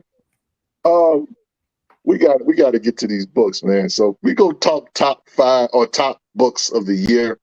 Initially, we talked behind the background. We will come up with your top 10. So I came up with my top 10.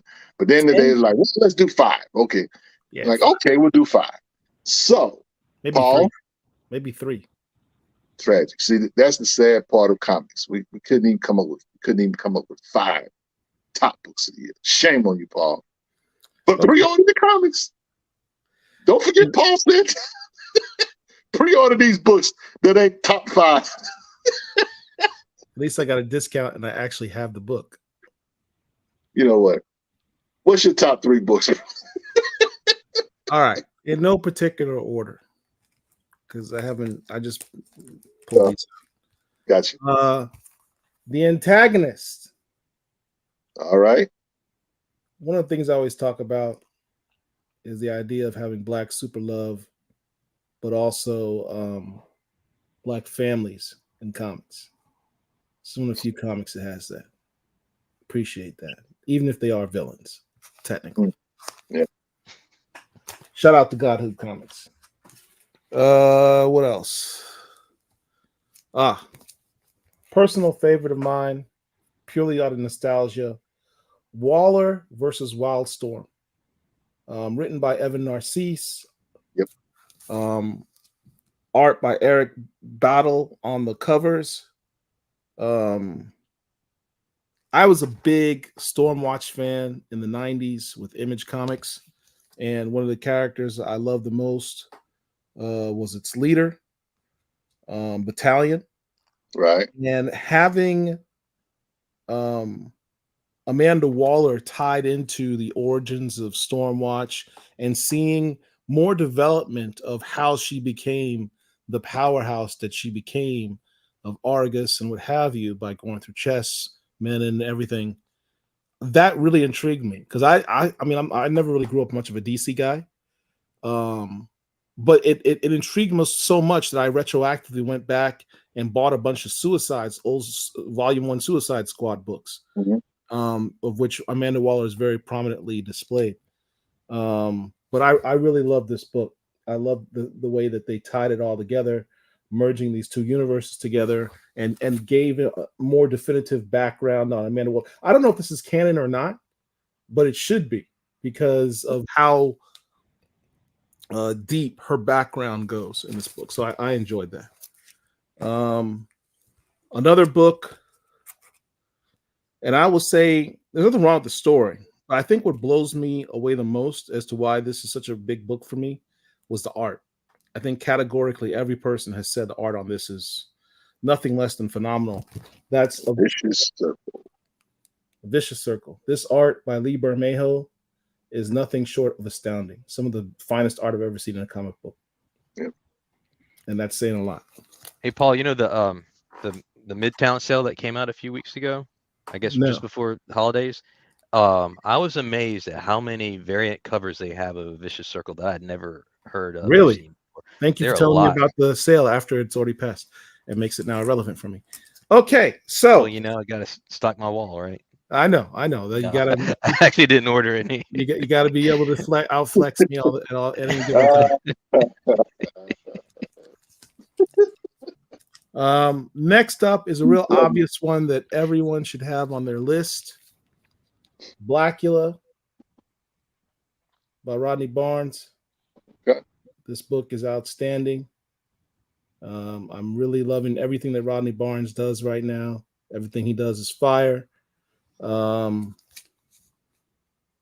Especially if you're a fan of the original film. This is a fantastic book. Yep. This was a fantastic book. I look forward to seeing what he's going to do with the character in Philadelphia. That's what's up. Finally, a personal favorite, had to include this. Silver Surfer Ghostlight. Now I present to you the trade paperback because, in my opinion, this book reads better as a trade paperback than it does waiting month to month. If you read it all as a graphic novel, which I think honestly, John Jennings, in most of what he does is graphic novels. So I think this reads better as a graphic novel, as a trade paperback. Personal favorite of mine, as you can see, Ghostlight has his look at the colors of his uniform. Questioned John Jennings about that, said obviously that's a Jamaican flag, and he's like, well, I really didn't think about it like that. And then by the final issue, he alluded to the fact that he is in fact of Jamaican heritage, thus establishing Jamaica's first cosmic powered superhero in Marvel Comics is Ghostlight. So really happy that that happened. And there's going to be some little Jamaican kid somewhere who's going to see that and be very excited. You're welcome. Respect. What about you, Derek? All right. So, I'm really selective in the books I read. I have a pretty small list of things that I've read. And you're going to see something in common across most of them. So on my list, I definitely have Vicious Circle because that art is killer. Also have Nita Hall's Nightmare Blog, Philadelphia, Blackula, and then finally Silver Surfer Ghostlight, which I also really appreciated the series and what John Jennings did with the character in the story that I was not familiar with until this book came out. And by the way, one of my giveaways is going to be an autographed Silver Surfer Ghostlight #1. So I still don't have an autographed copy. Stay tuned. I have a few more, Paul. Just let you know. Always with the flex. Yeah, always with the flex. While I'm at it, by the way, this is another John Jennings book. After the Rain, you were talking about some of the some of John's works. I have that book too. You have it? Okay, I have it signed. Signed. Okay.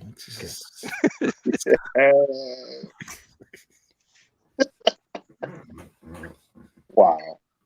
In real time, y'all see is Ghostlight from Earth. Charles, we have two videos kind of giving you a breakdown of the character that Ghostlight comes from. But the short answer is yes, he's from Earth. Okay. So my books hard. It's too many books. There were a lot of good books this year, and so I had to narrow it down. So I'll go from 5 to 1. My number 5 book was Philadelphia issue 26. That is the book that started the war between the vampires and Toussaint Louverture. So Rodney Barnes introduced that character. He's a vampire killer, and that was one of the key issues of that struggle. Philadelphia as a book is amazing, phenomenal book anyway, but that issue stands out for me, and that's issue 26. My 4th book will be Icon versus Hardware #1. I thought that was an amazing first issue. It got better and better, but it became more infrequent as it has gone on. We're still waiting for issue number 6 to come out, but yeah, that first issue was fire, and set off a chain of events. If you were able to change history, would you? Hardware is like, yeah, I'm gonna change history. And what would you do? Yeah. I'm gonna put a hurting on some folks. That's what I'm gonna do. There's a reason why they don't show black people as time travelers. Yeah. We would mess things up. We would change the whole paradigm. Matter of fact, you don't want me going back in time. Matter of fact, let me. I just want to meet the first white dude to hit the beach in Africa.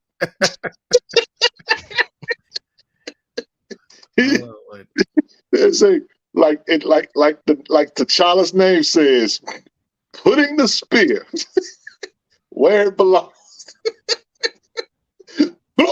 No, we can't come here. Shout out to all you Afrofuturists out there, man. Shout out to y'all, for real. So anyway, that was funny. See Africa and die. Pretty much. Let's see. Number three book is Scar #1, written by Chuck Brown. Oh. I chose that book because, again, The Lion King is a I would say a household pop culture phenomenon, and for him, Chuck Brown, phenomenal artist, to write that book. Dynamite Studios, put it out. And here's the thing, guys, that book is not going to be available on trade until 2025. That was one of the stipulations when they put this book out. They were like, hey, y'all got to go get these floppies because this book is not going to be available after this. We're going to print so many, and that's going to be it. And until the trade comes out, that's what you're going to get. So them books right now, particularly Scar, you can't really find. You can find Gargoyles, you can find all these other ones, but the Scar books, nah. He's one of Disney's best villains, too. So that's why I picked that book for my number 3. Number 2 book, Marvel Voices Wakanda Forever. That Marvel Voices Wakanda Forever book is amazing. That book came out around the same time DC did their Power book. And I'll be honest, DC, you could take a lesson from Marvel. They got Indy Okafor and a few others. Sheena Howard, I think, that wrote a story. Amazing stuff in that book. One of the best books to come out of Marvel for the 2023, in my humble opinion. And look, Marvel Voices typically is an okay book. It's not, you're not going to get nothing wowing out of it, but there's some wow moments in that particular book. But my number one book of 2023 is a recent book. And that book is Philadelphia. 31? 32. 32, okay. 32. I guess, is it 31 or 32? It's the last one that came out last week. 31? 32 just came out. 32. Yeah, 32 just came out. Yeah, 32. Here's why issue number 32 is my favorite book of the year. There is a panel in issue 32 that made me laugh out loud. I know exactly what you're talking about. Rodney Barnes is a genius. Is that the panel I posted? I don't know. What did you post? The scene between Spawn and Anansi. No. Let me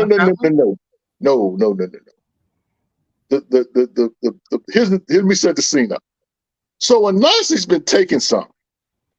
He's been taking some disrespect from everybody. Yeah. And so Corson shows up. Like this is about to be on and cracking. So there's a splash page of Anansi taking a folded chair. Mm-hmm.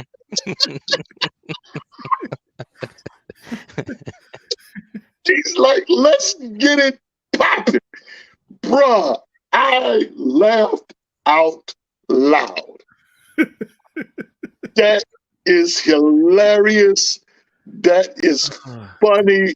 Bruh, there's not been a panel I have ever seen to make me laugh. Like I literally sat with that page for about 5 minutes and could not stop laughing. Because again, Anansi keep telling everybody, I'm a god, y'all gonna stop playing with me. So Anansi just had enough.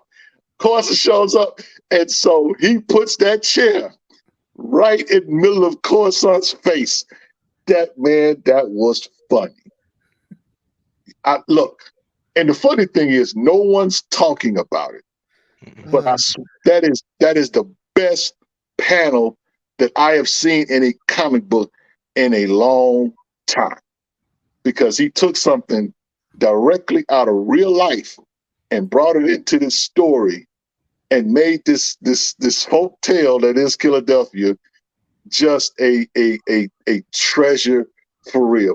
Man, I tell you, Rodney Barnes does not get enough credit for taking things like that. Who'd have thought to do something like that, bro? Could you imagine him going to Jason Sean Alexander and saying, "Hey, I need you to make it."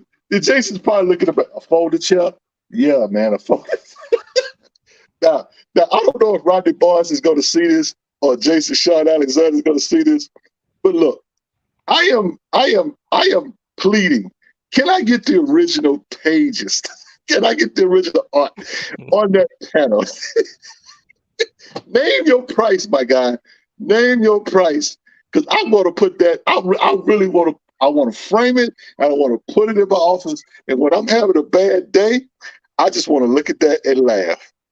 Man, I'm telling you, that was one of the best comic books I read in a long time. And of course, at the end of it, Savage Dragon shows up, so that's going to make issue 33 that much more phenomenal. Whatever. I'm looking forward to his interaction. But yeah, man, if y'all have not seen that book, or if you not read that Philadelphia number 32, y'all need to go get that, because that was a phenomenal book to me. So, Paul, now tell me about this interaction with Nazi and Spawn that you're talking about, because I enjoyed that too. Well, it's just Spawn's like, look, you can't talk down to me. I'm Spawn, and Nazi's like, man, ain't nobody scared of you. I'm a god. You keep talking that mess. Yeah. I just thought Anansi just got so much swag and attitude, man. It's just because Spawn, everyone views Spawn like scared of Spawn. He's big bad, right? He's Spawn, Hell Spawn, and he's like, dude, I'm a god. Like, you ain't nothing. Rodney Barnes' ability to write dialogue, witty dialogue, realistic dialogue. That's what sets his writing apart from others. Absolutely. It's not just comic book writing. It's cinematic prose. Yep. He's writing stories that just happen. Look, Rodney, I know you're out there somewhere, bro. I need you to holler at Jason. I need that original. I need that for my collection. I just need that for my collection.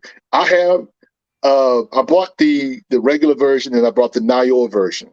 And so I got it in black and white, if nothing else. But man, I would just love to have those original pencils, bro. That was a phenomenal book. And what I like about a Nazi is Nazi's like, okay, y'all keep playing with me. Y'all gonna stop playing.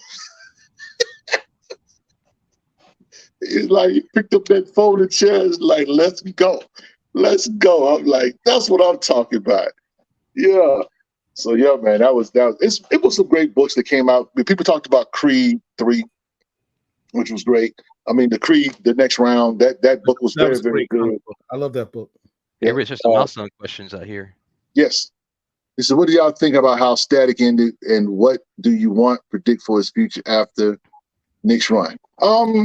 Static number 6 was a phenomenal book. The development of Eben, his power set, the idea that he can tap into, the anguish of the ancestors. Mm-hmm. Dude, that's crazy.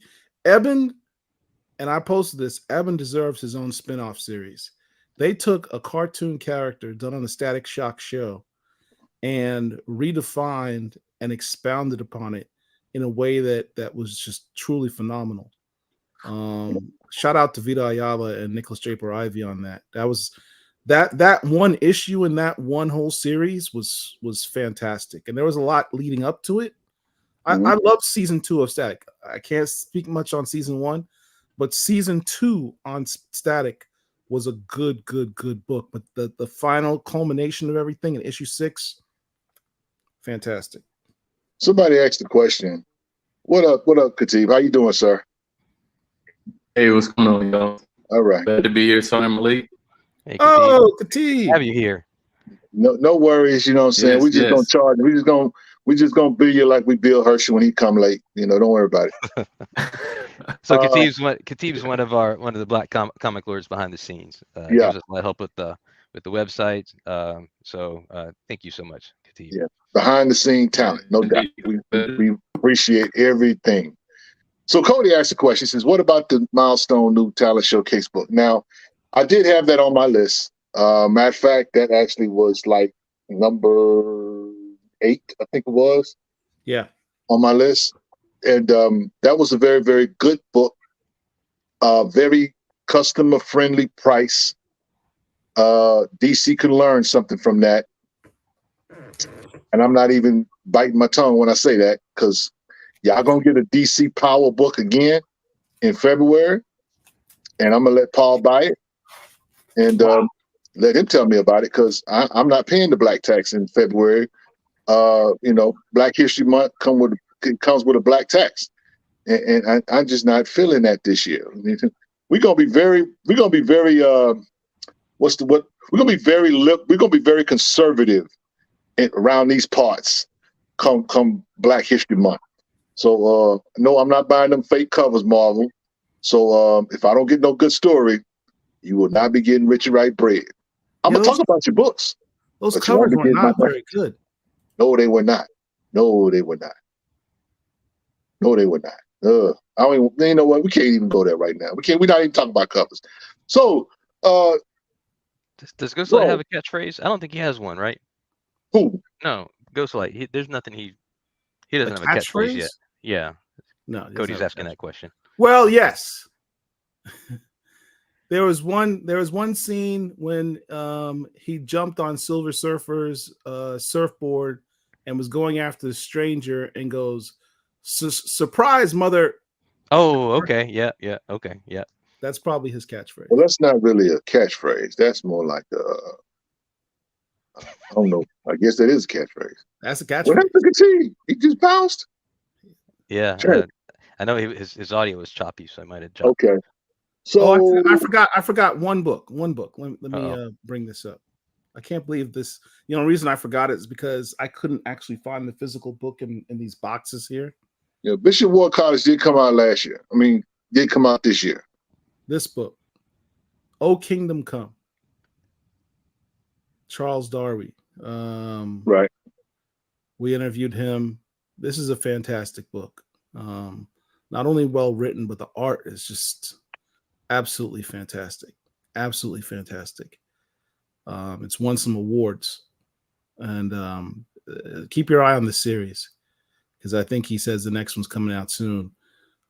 Keep your eye on this. If you haven't bought this, if you haven't read this, I would highly, highly recommend this book. "O Kingdom Come." So these comments, Amir says, Paul, no Blade. We like Blade, but look, I like the Blade book. I don't have it listed on the. You know what I do have listed? Bloodline, Daughter of Blade, issue 3. You have that over the Blade book? Huh? You have that over the Blade book? Well, I put that issue up, because that's the issue where, Bloodline and Blade talk about his situation with her, why he wasn't in her life, and that kind of thing, how they bonded. Now, the Blade book in general is a good book, but nothing really of all the issues that have come out. It's like 6 issues, right? Of those issues that come out that have been out or whatever, there's nothing other than the last issue. That stands out. That really, really stands out. If I had to put a Blade book on my list, it would be issue 6, because of his interaction with Dracula. But I mean, I don't want to not give that book no shine, because that's a good book. It's a very good book. But the way I took it, as far as when we were talking about top comic, I wasn't really looking at it as runs. I really was just looking at it as separate issues. But that run definitely can be included on anybody's list. Now, somebody brought up Bishop Ward College, and that was a okay book. I would not make it. It's not a top 10 book, and not in my humble opinion. Maybe top 20, but not top 10. Someone else mentioned Tyson for life. Now I like his comment. Oh yeah, there we go. Harriet Tubman, Demon Slayer. That was good. What does that sound? Steve, you might have some background noise. All right, someone's got stuff going on in the background. Ridley's Ministry of Compliance was a contender for Book of the Year. And I will agree 100%. That was a very good issue. Have you read it? Have you read it, Paul? It's all right. I know you got it. I know you got it. Have you read it? It's all right. It's all right. Let me translate that. On behalf of the cult of Bass, I will contain my excitement. I cannot be excited for the outlaw that wrote such a terrible book. But if I had to not deal with the fact that he wrote the most terrible run in the history of Black Panther, I would give this book 5 out of 5 stars. If anything, Ministry of Compliance, along with the other history of the DC universe and American, what was it called? American Way. The American Way. The Gotham, the GCPD Blue Wall. All of that is further evidence as to why the crimes of the outlaw American writer known as him, his crimes are so great, because clearly the man can write, which means that the run that he did, that's intentional damage, is what you're saying. On Black Panther was absolutely intentional. Sabotage. He has that is just all he's doing is by writing stuff like that, he is furthering the evidence of the crimes that he's committed. So let me ask you this, Paul. And I don't want to go down this rabbit hole, but I want to ask this question. Given that he knows how to write, yeah, do you think this was his direction or was this Marvel's direction? I think Marvel editorial had a large part of it. Will Mouse, I'm looking right at you, dude. You ain't gonna be on this show. I think Marvel editorial had a big part of it, but ultimately he had to write it, and he didn't have to write it in that way. They could say, "Hey, we want you to deconstruct T'Challa and drag him through the mud," but he didn't have to do it in that manner, where people were literally disrespecting the guy, cursing him out, and and then just not even following canon. Like it wasn't. I mean, there's so many things he did that just were inconsistent with everything that you've seen before. It's not. It wasn't even a well-written book. It wasn't. It was just not well written, in my opinion. Okay, continue. So we talking about top books of the year, bros. Why don't you share with us what you thought your top books of the year was? All right. Can y'all hear me well? Yes, sir. Yeah, absolutely. Okay. Sounds good. Excellent. I mean, I want to start off.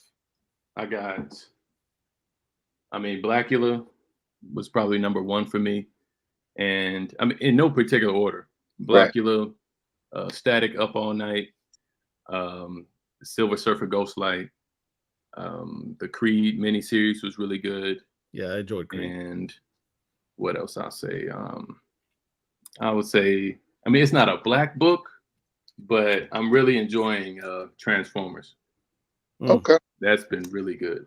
And I mean, I don't know if y'all agree, but I mean, are the Transformers black? I don't know. Well, I mean, my man Amir, 101 podcast, he stands by it. He loves that book as well. Yeah. So, yeah, I mean, it was a lot of good stuff. Now, C. Bills brings up Sirens of the City. Yeah, that was a great series. I kind of checked out after issue 1. Y'all said it was good. So, how did it? Has it ended yet? Yeah, it just ended. How was it? It's good. I didn't pick up that one. I still got to check that one out myself. Signs, and the trade paperback's coming out soon with issues 1 through 6. Okay. It's up for all right. pre-order. So let's talk about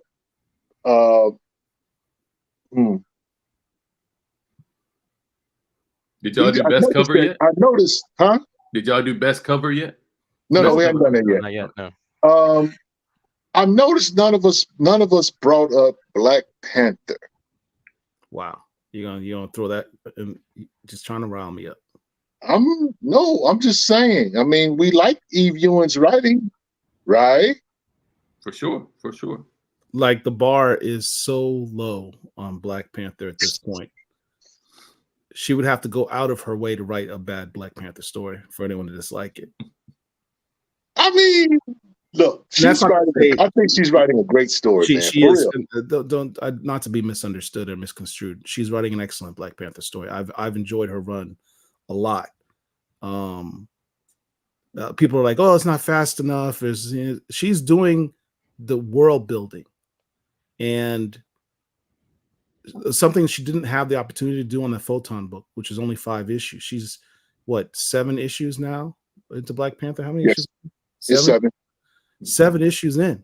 I mean, it's just 2 issues more than she got on Photon, and she's really been developing BT, Burning T'Chaka, developing the idea of these crime families, reestablishing who T'Challa is after the what happened in the last run, building him back up, showing that he can still kick ass, as she showed in this last issue. Yep. That he still got some skills. Went back in time, introduced a previous Black Panther we didn't know a whole lot about, introduced a new villain, a mystical villain at that. She's done a lot in 7 issues, and she doesn't get enough credit for that. For sure. Now, let me ask you. Go ahead, bro. And doing all of that in a framework. One of my biggest criticisms of the last run is how westernized that world was, where you had people dressing like, Wakandans, like people from the Western society with using euphemisms and the phrasing and everything. The book. I don't want to talk about it. It was a bad run. I hated that run.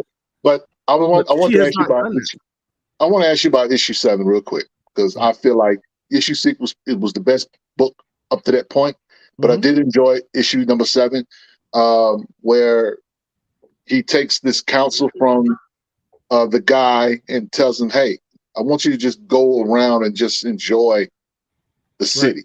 Right. Go see a concert. Go eat this food, that kind of Be thing. amongst Whatever. the people. Basically, what she's doing is what was previously done when T'Challa took on the persona of Luke Charles in America, to learn how to be amongst the people in Harlem, so that he was a school teacher in Harlem, so that he could learn what it was like amongst the people.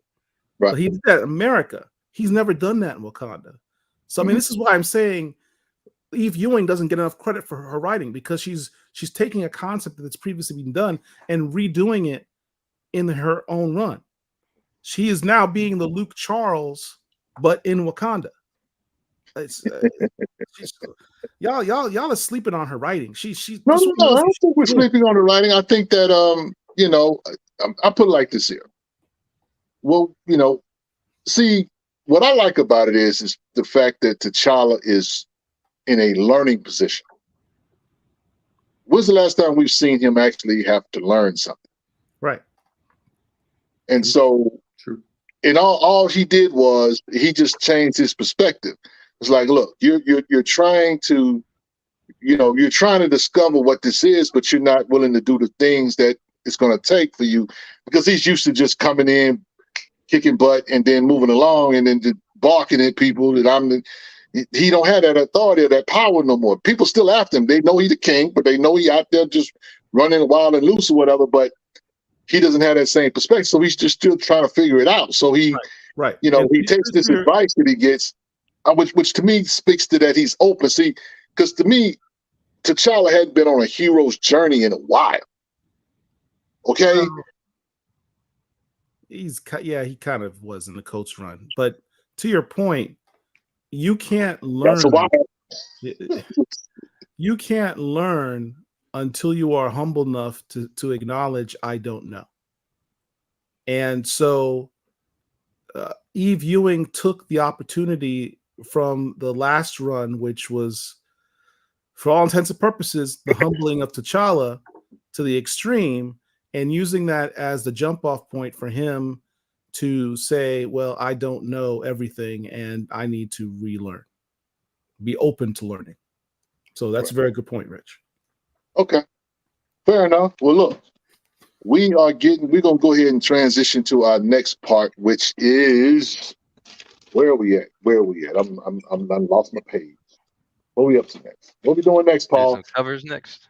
Covers, How I about believe. Next is covers. No, acquisitions, then covers. Yeah. We're doing Oh, acquisitions. Oh, okay. We're gonna All right. talk about. We want to talk about the books that we got this year.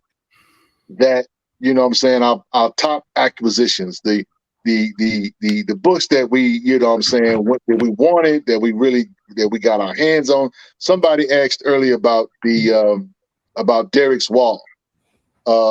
Really? You're gonna feed the troll? No, they asked about his wall. They says, "Oh, we're not gonna talk about those, you know, Derek's Wall background." It's like throw 'cause they Derek noticed softball. they noticed the Strange Tales 169. Look at Derek smiling. He's so excited right now. Just look at your Brother face, Voodoo. So Go ahead, Derek. Go do your flex. Derek, Where's the Imperious Flex video? Yeah, we gotta get Derek. Where's the Imperious Flex video, Derek? Oh, are we doing the commercial first, or yeah? just I want to straight play to- the Imperious Flex video. That's what I want to play. He wants that commercial. That's funny. That's hilarious. So I guess we're gonna take a commercial break. We're gonna come back with the Imperious Flex, and yeah. I don't have much flex this year. It's just, you know.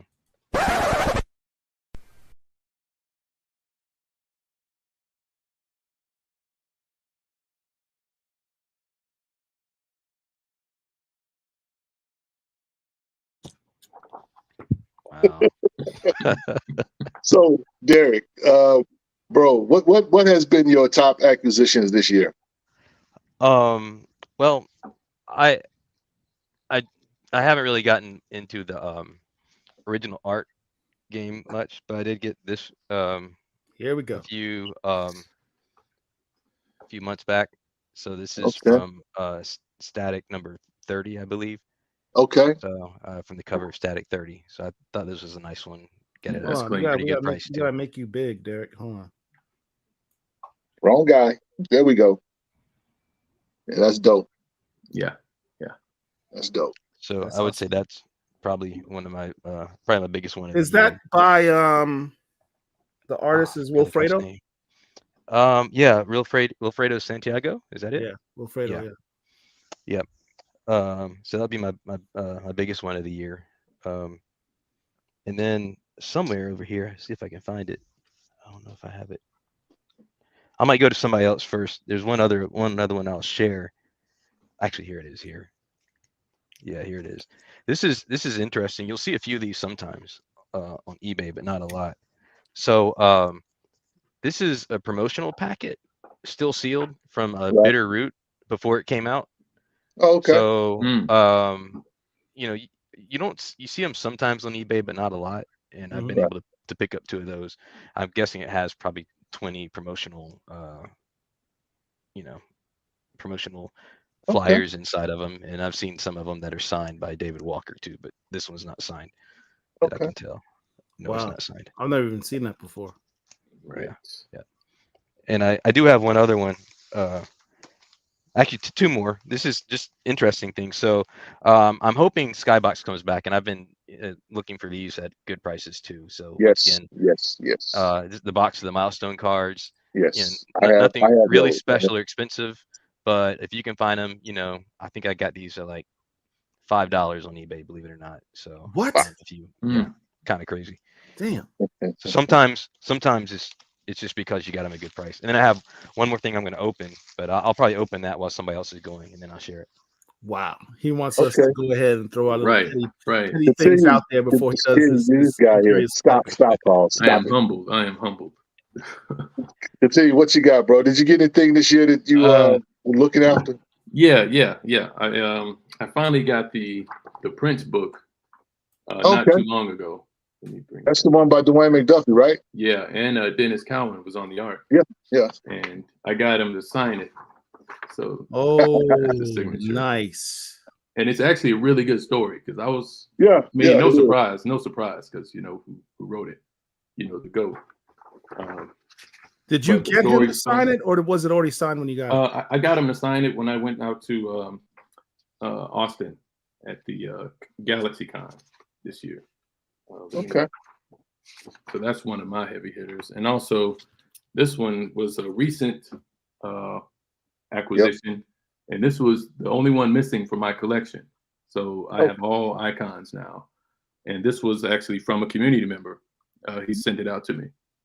So I just put it in a comment saying like, this is the one I was missing, and he happened to have it, and he just shipped it out to me. That's excellent. Respect. Also, my last one would be, I think this is a 1 in 25 ratio of Dark Blood. Yes. This was in the dollar bin at my store. So I just happened upon this, and I had to grab it. That's just gorgeous. Dope. That is dope, man. Yeah. Okay. Wow. Yeah, I got nothing on Derek right now. So, I mean, I'll get there. Paul, what you got, bro? Me. What you got, bro? The choices I make are just stuff that I find was cool, not necessarily valuable or anyone else necessarily doesn't have. It's just stuff I found was cool. Let's see. I went to LA this year and went to Golden Apple Comics and went through their bins and found this issue of Livewire, this trade paperback on Livewire. And if you notice, there's a signature on there by Vita Ayala. Okay. Wow. They didn't have it noted or anything. It just so happened she probably just went in there one day and signed it, and no one realized. What else? I just got this actually last week. It's a beat up reader only copy, but my philosophy is low grade is better than no grade. Lobo. Very nice. That's a hard book to find. The number 2. That's why I picked it up when I saw it at a price that wasn't crazy. Even though it's, as I said, it's a beat up copy, but shoot, I got a Lobo too. This one I wanted for a while, but it was extra special because I got the creator to sign it too. Shout out to Sebastian Jones. Oh, nice. I'd actually ordered this, and Sebastian reached out to me personally to thank me for ordering it. And it was around the time that I think his mother had passed. But he still took the time and signed this for me at the bottom there and sent it out to me. Nice. So really appreciate that. If you don't know the historical significance of this particular cover, check out blackcomiclords.net.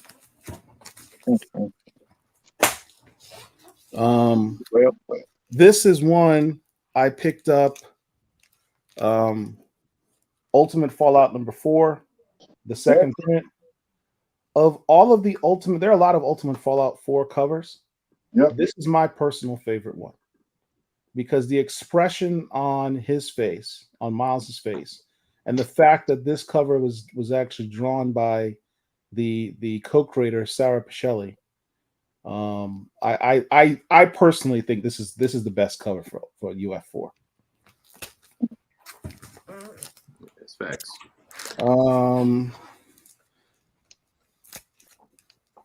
Milestone Season 2. This is Icon and Rocket number 1. Of all of Milestone Season 2, this was my favorite series. I love this entire series. Icon and Rocket number 1. This one is signed by Dennis Cowan and Reggie Hudlin. I got this ridiculously cheap.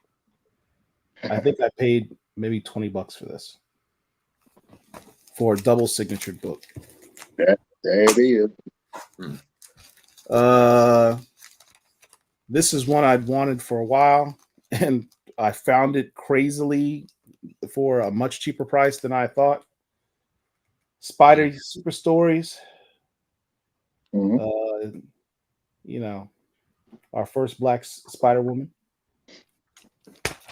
who actually should have made an appearance in Across the Spider-Verse, but I'm not going to talk about that. Let's see. Oh, This has been a great year to buy books because prices have dropped down significantly. So I got as many keys as I could.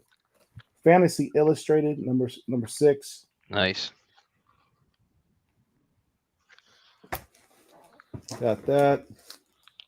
All Negro Comics. I missed out on that one. I hate that I missed it too. Very proud to have this in my collection. It's a fantastic book. I'll probably never own the original, but this is definitely a nice consolation prize. This is one I'm very proud of. If you check out our YouTube page, you see that we've done a series of interviews with Ken Quattro on his fantastic book on the hidden figures of comics from the Golden Age. Blue Beetle number, I think this is 44. Mm-hmm. Yeah, Blue Beetle number 44 came out in 1946. Cover by E.C. Stoner, who's got his name on the train right there. He's got the initials ECS. And the interior artwork is by A.C. Hollingsworth. So black creator did the cover and black creator did a double win. That's a double win right there. Double win. It's not an easy book to find either. That's what's up. This one was a personal grail for me. As a young kid in Brooklyn, I went to my barbershop. My dad had taken me to the barbershop. And I remember seeing this book up on a shelf inside the barbershop. And I used to always just stare at it and used to always just say, God, I wish I had that. And I don't know why I never bought it before now, but I finally acquired one of my personal grails, Superman versus Muhammad Ali. I've wanted this book literally my entire life. So very happy I finally got one. Got some slabs too. This is slabbed in a PGX, so the rating is what it is. You can assume, I don't know if it is what it is, but I have it. Aquaman 35 in a 3.5. First appearance of Black Manta. My favorite black villain.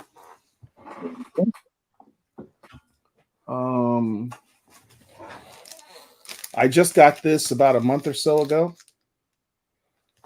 Shout out to Chadwick Boseman. Rise of the Black Panther #1. The only cover with Chadwick Boseman, a picture of Chadwick Boseman on it, I believe.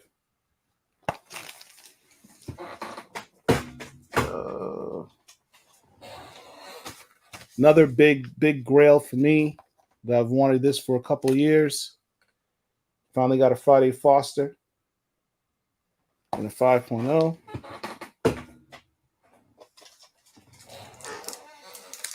Another big grail, book I've wanted since, shout out to Herschel, since he told me about this book years ago. Black Man #1. Very nice. You had a big year. Right. A very big year.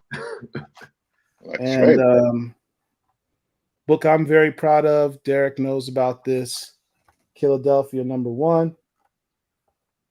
The what's so special about this book, Derek? 500 made.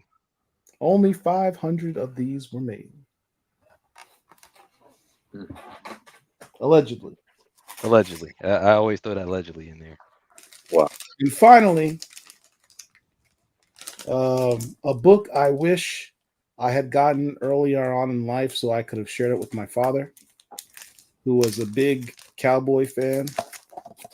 Lobo #1 in a 6.0. Nice. So, you set goals. It looks clear you set goals and you were focused on those goals. Yeah, because I've wanted these books for like years. Like I've just been on the hunt for them, and you wait until you catch them on sale. Mm-hmm. And now's a good time. Yeah, now's a fantastic time to go buy the books that you want. Yeah, I saw Couchin and Slouchin. You said you wanted a Strange Tales 169. Seems like it's a good time to get one right now. So it is. Take advantage.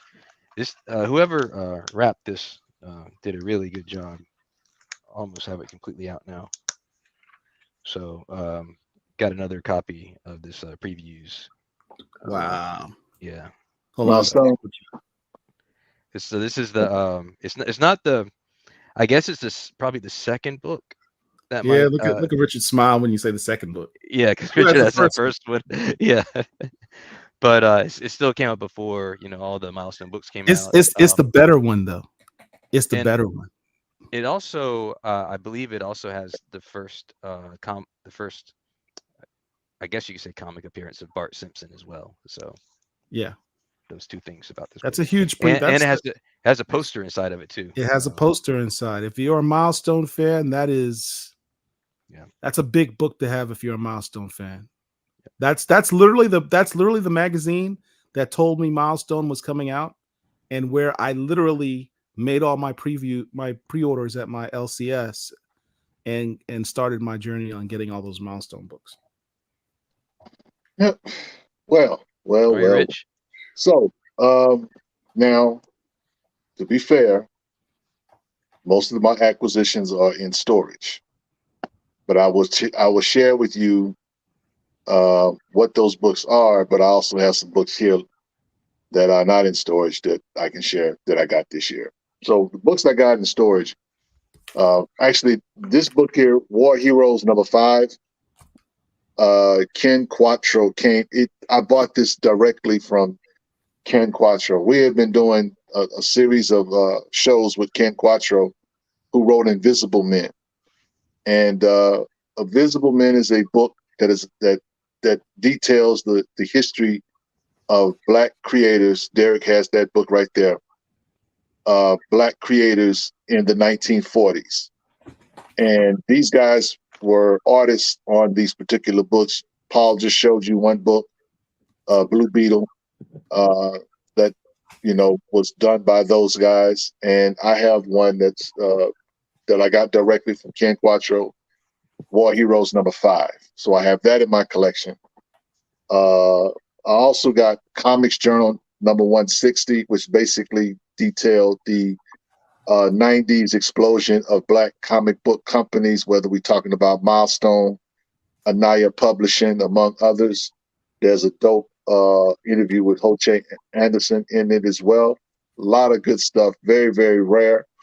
Matter of fact, I saw J. Napoleon Winston post up his book that he was going to be rereading it in his collection this year for 2024. So I have that also. Also, I'm not the biggest Black Panther fan, but I've been making a point to get all the Jungle Action books written by Don McGregor. I finally I was able to get Jungle Action #6 this year, and that's the first appearance of Killmonger. So I'm happy to have that in my collection as well. Also, I was able to snag a copy of Lois Lane 106, which is the issue where Lois Lane turns into a Black woman. Very problematic issue, but part of the history timeline nonetheless.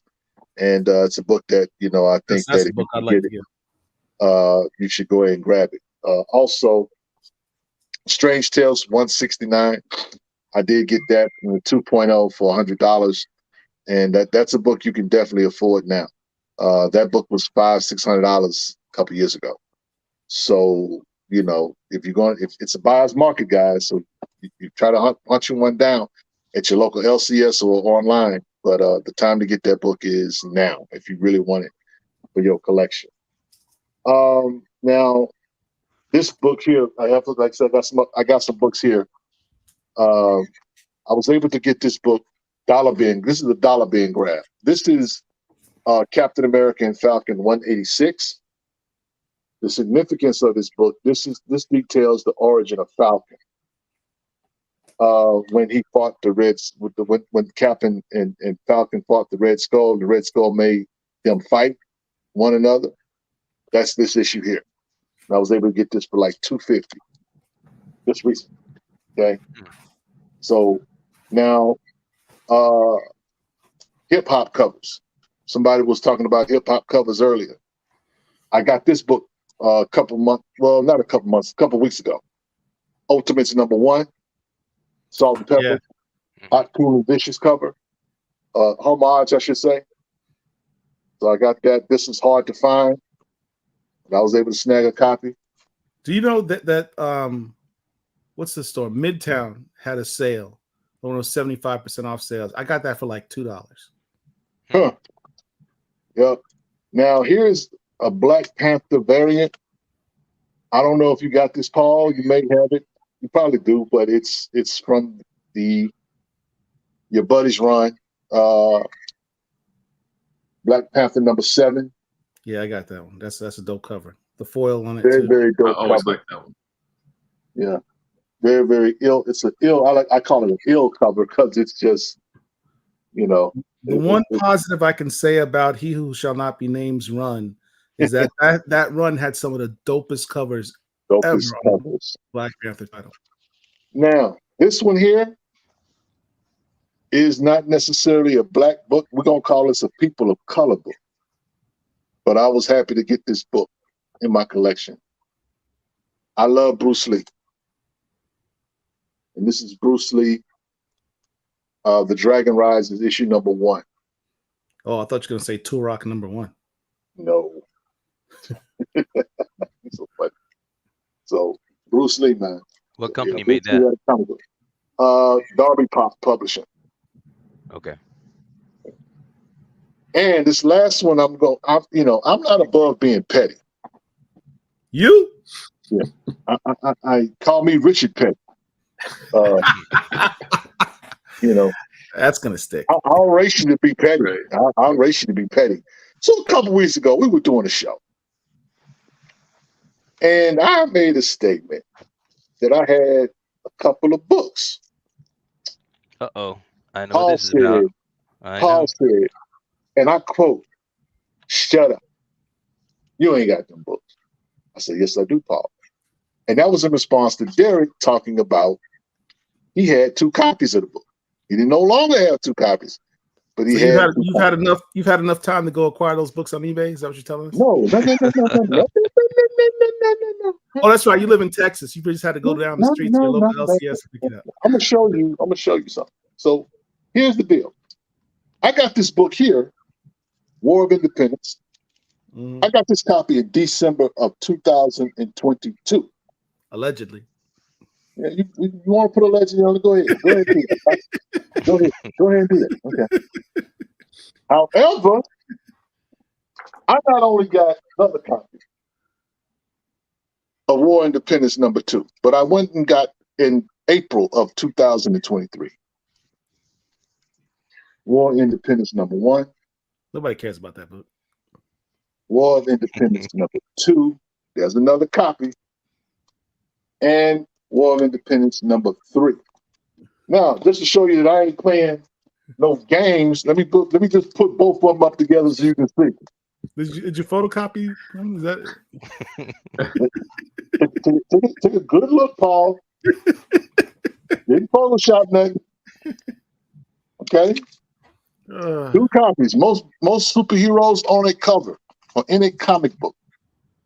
Those black superheroes. Black superheroes. So, like I said, I these are what I had. So I went over to my storage unit and I told Paul I'm gonna see you when I see you. I'm gonna show you. I can show you what I can do. Right. And what I say in response, I said, "Yeah, that gives you a whole week to go acquire those books. Good luck. Congratulations." You know what? The fact that you would think that I would spend hundreds of dollars to just prove you wrong. Either my level of pettiness is why would I think Richard Petty? Either my level of pettiness is legendary, and I'm crazy like that, or I just had the books and I just want to show you I had the books. Oh Lord! So that's what it says. 33rd and 3rd. So that hoodie is crazy. Yeah, shout out to Black Comic Lords hoodie. Yeah. Rich, you had a question from NBA Live Girl. Is that Bruce Lee's first comic? The Bruce Lee. I'm not sure. Phil, I need you to stick around to the end of the show. I'm not sure if it's his first comic. But I do know that I have not seen Bruce Lee comics ever. So when I saw this, Kato, I grabbed. Oh, who doesn't have Green Hornet comics? Paul, stop. You can get them in the series Kato. There's a Kato series. I know there's a Kato series, but he's also in Green Hornet books as well. He's a part of the Green Hornet. He drives Black Beauty around. So I used to watch Green Hornet on TV with Batman and all that too. See. But anyway, don't let that distract you from that Black Comic Lords. You know, this hoodie I got on. So I just, you know, I'm being petty tonight. I'm Richard Petty. Richard Petty. Anyway, so look, we done showing our books. So you guys, are there any books that you got? Now I do know. Shout out to DJ Big Phil. He had a post up in our group. I don't know. Can you bring some of those books? Can you share the screen, Derek, and show perhaps? Paul, can you do that? Do you have the ability to do that quickly? Go to our Black Comic Lords page because he showed some of the books that he got. Shout out to Big Phil. He held it down for a couple Phil of. Did and Kenya Mays did as well, I believe. Phil showed up. You know what I'm saying? They kidnapped me and duct taped me and had me in the bottom of a basement. And Phil did 3 shows. I was gone for 3 weeks. Didn't nobody care? Didn't nobody come looking for me? No grants. No nothing. They just did a show and you know, all my partners, I thought, you know, Otis, Black Lion, Otterberry, I thought he was somebody, man, where Rich at? Nobody called. But to tell you, the Black Comic Lord Brotherhood is trash. as was clearly evidenced tonight. I think I saw Otis joining us on Instagram. Hey, Otis, how's it going? Jay Napoleon Winston showed up, you know what I'm saying? And listen, nobody is more pettier than Jay Napoleon. I'll just say it like that. Jay showed up on the show. If I called Jay and begged Jay to come on the show, Jay would just look at me. Nah, I can't do it. I can't do it, bro. But he did it for Phil though. But we was happy that he was able to come through. So that's what's up. So here, check this out. So Big Phil put this post up, right? And one of the books that he talked about on the show was Evan. And he talked to Evan. He talked to Jay. He talked to Jay about this particular book. Jay has like 12 of these, a dozen of these. This is one of the rarest comic books in the world. And you know, to own one of these is not only a honor and a privilege, but it is a precious collectible. There's only 100 of these in existence. And I think they got like 65% or 30% of the books accounted for, or 65% of the books accounted for. But yeah. So Eben, you know, Eben is Afrofuturism before there was even such a term. This book came out in what, 68 or 69? 69, I want to say. But yeah, this is a legendary book. So this is one of the books that Philip showed. He showed some other books too, guys. I don't know if that's just the one that you guys showed, but yeah, that one, Zoot Comics. And he has some original. This is the piece right here, man. Yep. This is from that Savage Dragon 263. This is like the story B that was in the back, which is a continuation of the Butterfly storyline from Hell Rider. This is the first black superheroine in comics. Yes. Butterfly, and they continue that story. And he has the original artwork. That's pretty crazy. This is woo. That's next level. That's next level collecting. Look, guys, this one thing. Look, here's the thing. Black Comic Lords, me, Paul, Derek, we have fun with this, but we know some hardcore, insane, in the brain collectors in this space, and Phil's one of them. This Wonder Woman is the Dutch version. This one, like the rarest. That predates the American version of that comic book. The very first appearance of Nubia. Yep. Hey, we got a super chat from Appreciate Phil. Thank you, sir, for the super chat. Yeah. Hold on just a minute. I'll cue something up here.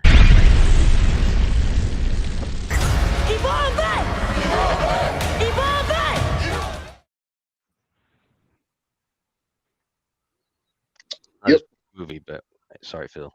Phil, I need you to stick around to the end of the show.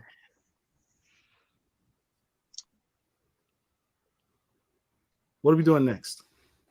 Time for a BCL comic book room tour. Oh hell! Well, no. I'll tell you what. Speaking of that, you know, Phil's going to be doing in 2024. Phil's going to be doing an exhibit showcasing a lot of these black comic books. There's gonna be a lot of different pieces in that, and hopefully, Black Comic Lords will be able to participate in some humble way, to be a part of that. But definitely looking forward to that in the upcoming year for sure. So stay tuned for that. Like I said, we got some collectors in this space that have insane collections. We have fun with it. But these guys are, hardcore. They tuck your chain in type guys. You know how you go in the club, you have your little neck, you have a necklace on, and this big homie come through with the big like let me put my little key away. Yeah. So yeah. So you said, did you say Otis was in the chat? He's in. I saw he joined on Instagram. Okay. I'm not sure if he's on. Well, if he's in Instagram, shout out to my man Otis. Otis has. When we talk about collectors, and Otis is one of these dudes that. Otis is in a good way. Let me say this. I don't want my man to think I'm talking crazy. Otis is an enigma. And there are guys who's collecting and things that are just bananas.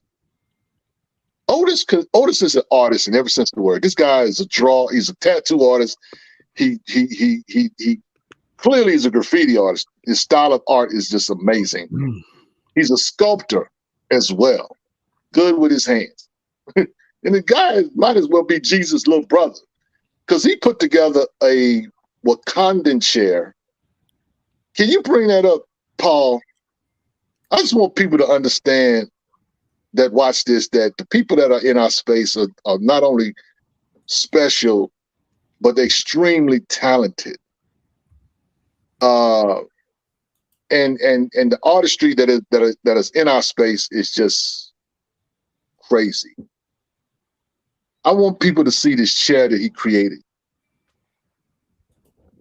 You talk about a work of art, and he calls it his Black Panther reading chair. Yeah, it's pretty. This space is a little bigger. That is a chair that he crafted.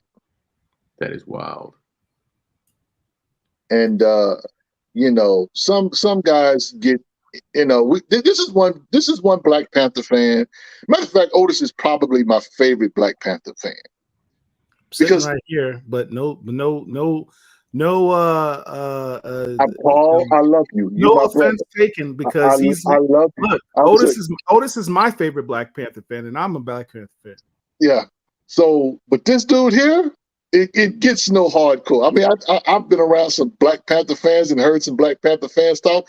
There's no one, in my opinion, in my humble opinion, and my 2 cents. This guy, next level.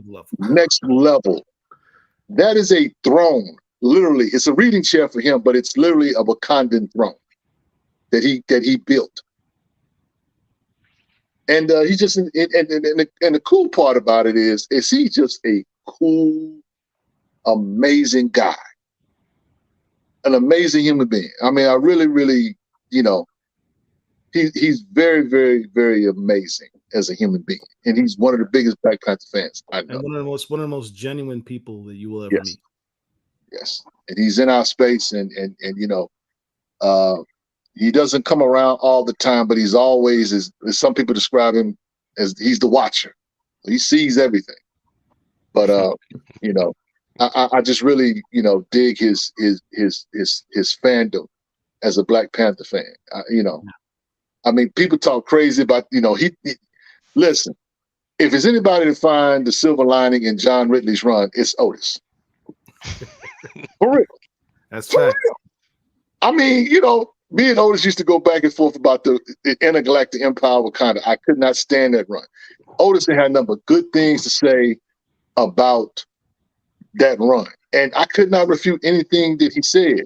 And you could have a conversation with Otis and be heated when it could turn into heated fellowship. But Otis is most of the time, Otis is very calm. He makes his point, and when it's all said and done, he's gonna win you over. You can disagree with him, but he's gonna win you over just because of the kind of guy that he is. But I wanted people to see that chair because that is ridiculously good. And is that a spear on the side? Yeah. Yep. Oh yeah. Oh yeah. Both sides. Both sides. Oh, I told you, my man is hardcore. And he's not even done with it. He's not even done with it yet. Yeah. So, you know, it's clearly a work in progress, but the work is almost done. If he said, "Reach, I'm still in the frame, cheated fellowship." You can have that, my brother. Yeah, man. So, but Otis was one of the guys that DJ Phil interviewed, and he also interviewed Mr. Foreign, Mr. Robert Fordham. Robert Fordham is another guy that's in our space who specializes in collecting international books. His international collection is bananas. He's kind of the go-to guy in this community when it comes to, if you have an interest in collecting foreign books, he's the guy that you can hit up. And, you know, he can tell you how easy or how accessible a particular book is, or you know, how hard is it to get some books. He has a Nubia collection that is bananas. That we showed the Dutch version of that book. You know, of course, Robert has one as well, and Phil has the other. There's only a few of these in the whole world. And the crazy part about it, these foreign books, these books are on newsstands. This ain't no direct to market. These were out in the wild. This guy specializes in getting these books from whether it's over in Europe or whether it's in Australia. It doesn't matter. Mexico, I have a few international books. I have a few Mexican books, milestone Mexican books, but that's the extent of my foreign collection. I did win a book. Matter of fact, it's the first appearance of M'Baku, I want to say, an Adventures book. When I got that from Mr. Fordham, and I always put Mr. in front of his name because I just respect that ability to collect. There's so many different ways to collect in our space, guys, and we got some amazing human beings that do the work. So again, shout out to DJ Phil for all the work that he did while he was here.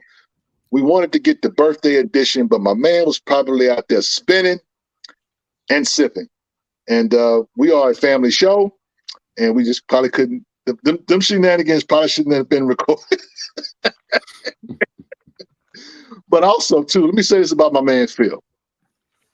You know, Philip Thompson is an amazing human being in the city of Pittsburgh. One of the biggest Matt Baker fans that there is. And, you know, Matt Baker is from Pittsburgh, so he rocks hard for him. He's been working on, I think, from what I understand, getting a street named after Matt Baker. And he's doing that. He's also an activist. He's one of the biggest DJs in Philadelphia. He spins at the Pittsburgh Penguin Games. And he won, I think, Best Club DJ in his city. And Pittsburgh ain't no joke, y'all. Pittsburgh is a legendary city. So the fact that we know him, that we have the honor and privilege to work with him and be, you know, comrades in this little thing of ours we call, you know, comics. Yeah. I tell people all the time, Paul, it's nothing special about me, but I'm around a bunch of special people. And for that, I'm grateful. So I just wanted to shout my man out and get him that love because he did hold it down while I was duct taped in the basement and nobody cared. Nobody. Not even Herschel. Nobody checked to see if I had some water.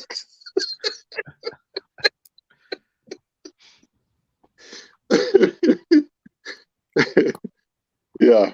So anyway, look, we got a sweet. Right, next we got covers. Covers. Let me go real quick. So you guys get. I have only one cover that I want Derek to share. Okay. And that's Philadelphia 28, cover C. My favorite cover that I got this year. It's a simple cover, but I love this cover. One thing you know about me and I say Stephen Bowers, we love pictures of Black women, Black girls, Black friends, Black people. There should be one. Is that it, or is it a different one? It's a different color. Okay, That's the cover. It's the same picture, but it should be like a yellow. That might be a second print. That might be a second print. Okay, hold on. Let me check this. Yeah. But we love pictures of artistic pictures of Black girls, Black women. We just, we have we fancy this. This is my favorite cover of the year. It's a very simple cover. Jason Sean Alexander is just a beast. That's it. That's it. That one there. Okay. Yep. The noir version. Yeah. My bad. I should have said noir. But that particular cover of those Afro puffs and those yellow eyes staring at you, about to take a bite out you. Yeah. Very, very scary. And Rodney, this character is based off his daughter, if I remember correctly, right? Yes. Yeah. Yes, absolutely. But that is my favorite Philadelphia cover that came out this year. And I remember I have, like I said, that's the C cover for that book. So when I first saw that cover, I literally was like, "Where's that cover? I don't have it." Da, da, da, da. I had to hunt it down. You pay a little bread for it online, but I got it in my collection, and that's just an amazing cover. And we used to laugh about Jason Sean Alexander. We used to think Jason Sean Alexander was Black because nobody. Listen. We've been in this space for a while, and one of our criticism of white artists is some of them, not all of them, but some of them do not know how to draw Black people. Jason been around some Black folk. And and of course I know his wife, and he's got, two Black children, so I can understand. But the thing is, there's only one other guy, and we hadn't talked about that cover. We did talk about the art earlier. The guys that did The Vicious Circle, the images of the Black people in that book are amazing. Amazing. That the art in those two books. First book came out December 2022. The second book didn't come out to July of 2023. But those books were worth waiting to get. And I guess it's just going to be those two issues. I hope they do more because the story was amazing. But this by far is my very, very favorite cover. Phil says, "I wish Jay Alexander drew in pencil because I would have purchased that cover with no hesitation." Yeah. That's a beautiful cover, man. That's a beautiful cover. Love that little Black girl with Afro puffs. Look like your daughter a little bit, Mr. Paul. Yeah. Oh, now let's keep it real. If your daughter came, Daddy, come here. I don't feel good, and she got them yellow eyes. What you gonna do, bro? What you gonna do? Be like, Dad, I want to watch Moon Girl. No, you don't. I can't deny my daughter, so I guess I'm getting bit. Yeah, that's an amazing cover though. But that's my only favorite cover of the year. So I know you guys got some favorite covers. So I just wanted to get my cover out the way. So y'all got. Continue. What you got, bro? What's your covers? Of the my year? favorite one was the Icon Hardware issue 2. Yep. I was just gonna say that. That was on my list. Yeah, that one. We got MLK, Malcolm X, Fred Hampton, Shaka Zulu, and some kind of it's on the side. Some kind of Jurassic Park dinosaur on the cover. But yeah, this one's gorgeous. Hold on, let me. Sorry, I forgot to enlarge you. Okay, Still here we doing are. it again. Yeah, this is it. Yeah. Somehow I missed out on that one. I Man, missed out. you know what? They listen. I you know what? I'm gonna be an equal opportunity offender. I hate DC too. I hate Milestone too. That should have been a regular cover that we could have got. That should have been like a regular variant cover. Why is that? Because it costs bread, bro, and I ain't got that money like that. That's 1 in 25. Big black tax on that one. Yeah, exactly. That was a black ass patch. And that was the last one I saw of the variants. I couldn't get number 3 or number 4, but I got 1 and 2 of the. Number 1 was nice too. Yeah. I at some point I will get that cover because I want that cover. Well, anything with Martin and Malcolm on the cover, I want that. But yeah, man, I don't. How many do you think are out there? Because I haven't seen them. I've been, Oh no, people snatch those up. They snatch those up. Only on eBay, and $50 plus.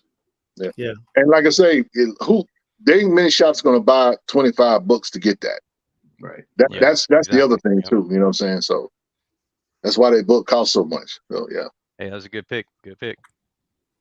All right. Well, yeah, Paul, why don't you go? I had a few. Some of them I couldn't find because they're in boxes. So I'll just share my screen here. Where's the share the screen button?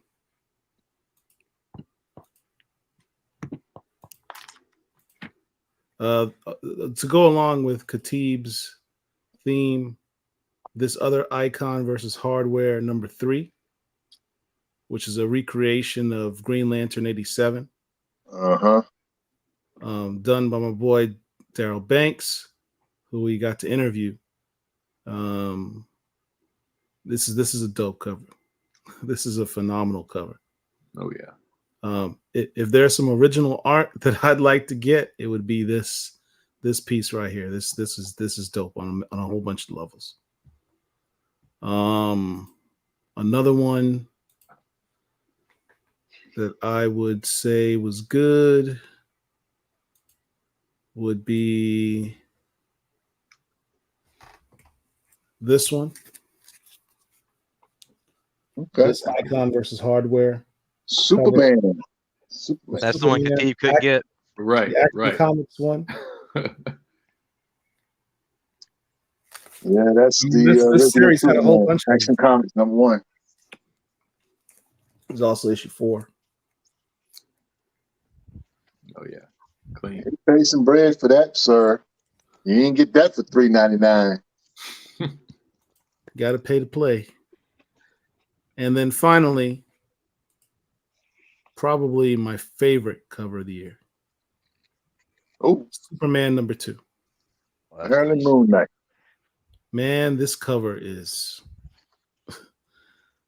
Name me a better cover than this one this year. I mean, this is a phenomenal cover. Yeah. I'm surprised this wasn't an incentive variant. This cover was so good.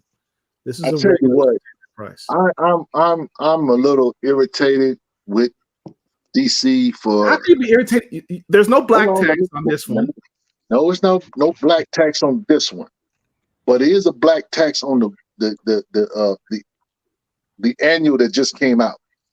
I went to the store to get the annual because you said that this is the Maryland Moon Knight, origin story is in that. Yeah, that one. Ain't nobody got it. Oh, we sold out, Mr. Wright. Oh, we sold out, Mr. Wright. That happened literally like 3-4 times. Everybody got that book. And then when someone asked me, did you pre-order the book? No, I didn't pre-order the book. All right, well, that's the end of that discussion. What? I didn't know that was an origin story for her. I didn't know that. Nobody said nothing. You didn't even say nothing about it. I did say, man, this is why you said it on live, but that was like literally the week. Literally the week that the book came out. You said that then. You didn't say that 3 months ago. Oh Lord! And if you did, I didn't forget. You know, I have a League of Comic Book Geek site in which I painstakingly put the books on there for you to order. Man, I'll be listening to you. That's it. Let's move on. You got anything else, Paul? That's all I have. Thank you very much. That's why the Brotherhood is trash. Because absolute trash. Oh man. Star Trek Motion Picture Echoes 5 1/25 Butch Mapa. I do all have the versions of your. You have that one, Paul?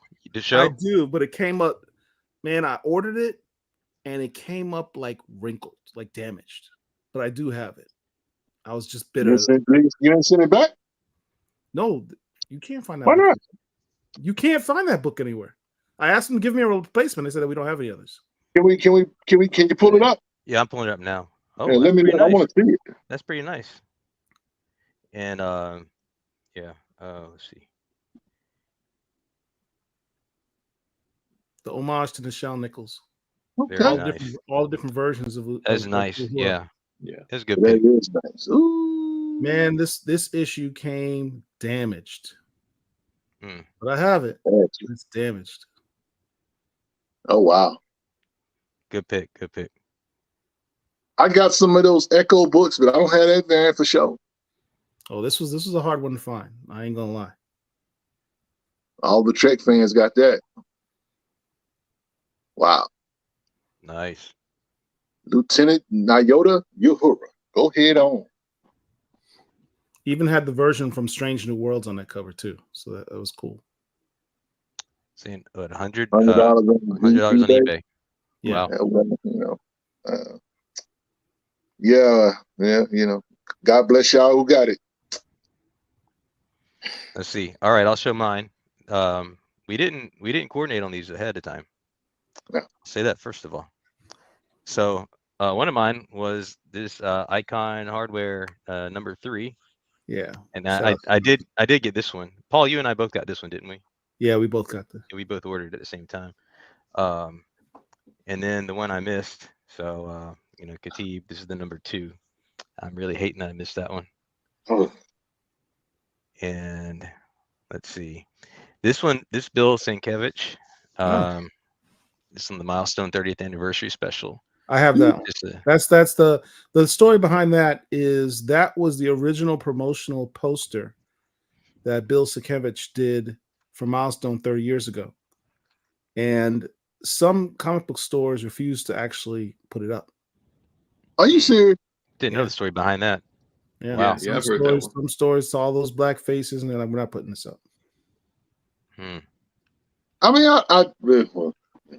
this particular issue, I would love to get signed by him. Yeah, that'd be a good one to have signed. Agree.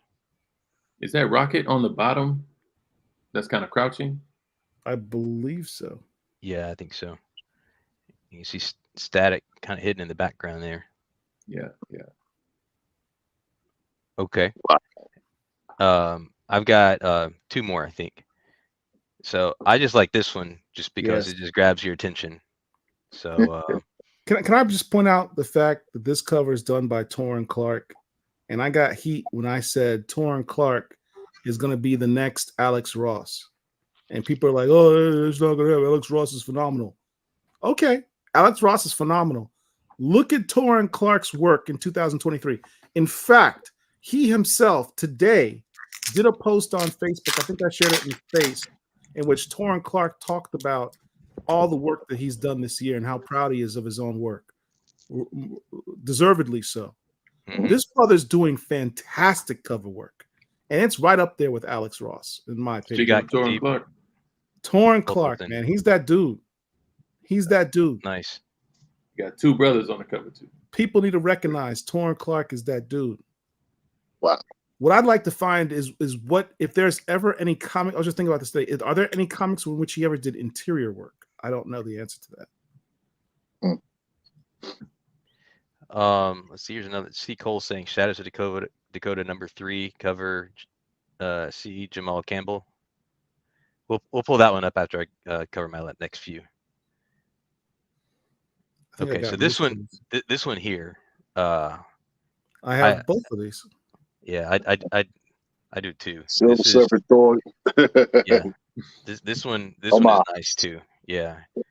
I think you told me about these, Derek. Yeah, it's a great homage. Got Ghostlight in the background. The colors just pops off the screen. That Virgin is crazy. Yeah. So yeah, this is a nice one. This is a nice one too. These will not be included in the giveaways for tonight. No, will not be. So I'll quickly see if I can pull up the Shadows of Dakota number 3.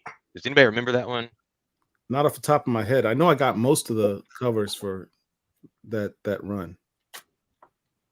If I'm not mistaken, it might be the one where it's just his whole head. I want to say, I'm not sure, but I know that there's one with like it's a By Jamal full. Campbell? I said I don't know. I'm just guessing, but I think that's what it is. It's probably not. You said it's a 1 in 25. He says it's 1 in 25. Cover C. Okay. Well, cover C does What- not look like it's a 1 in 25. Let me share.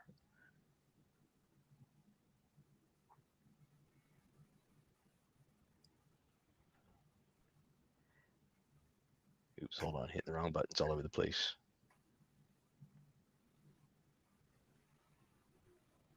All right.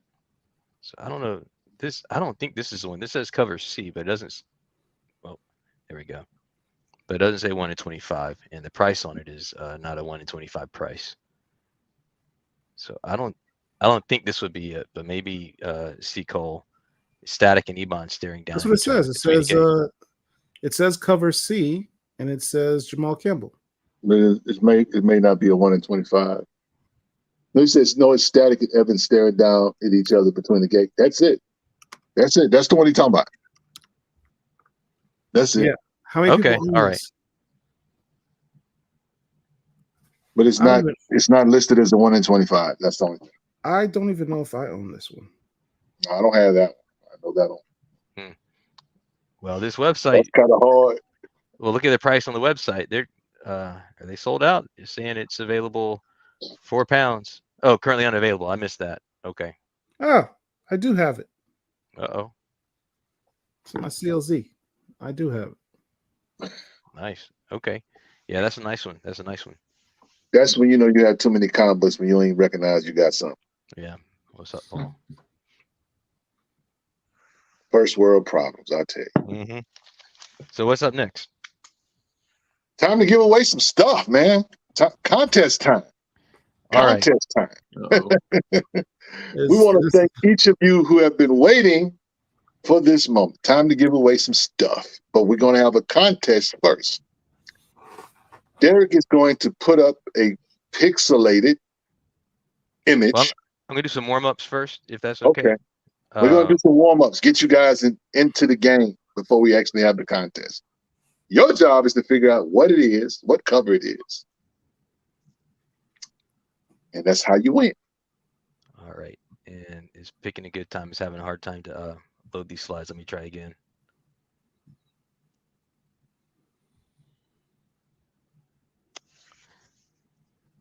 Yeah, I'll try from another computer. Hold on a minute.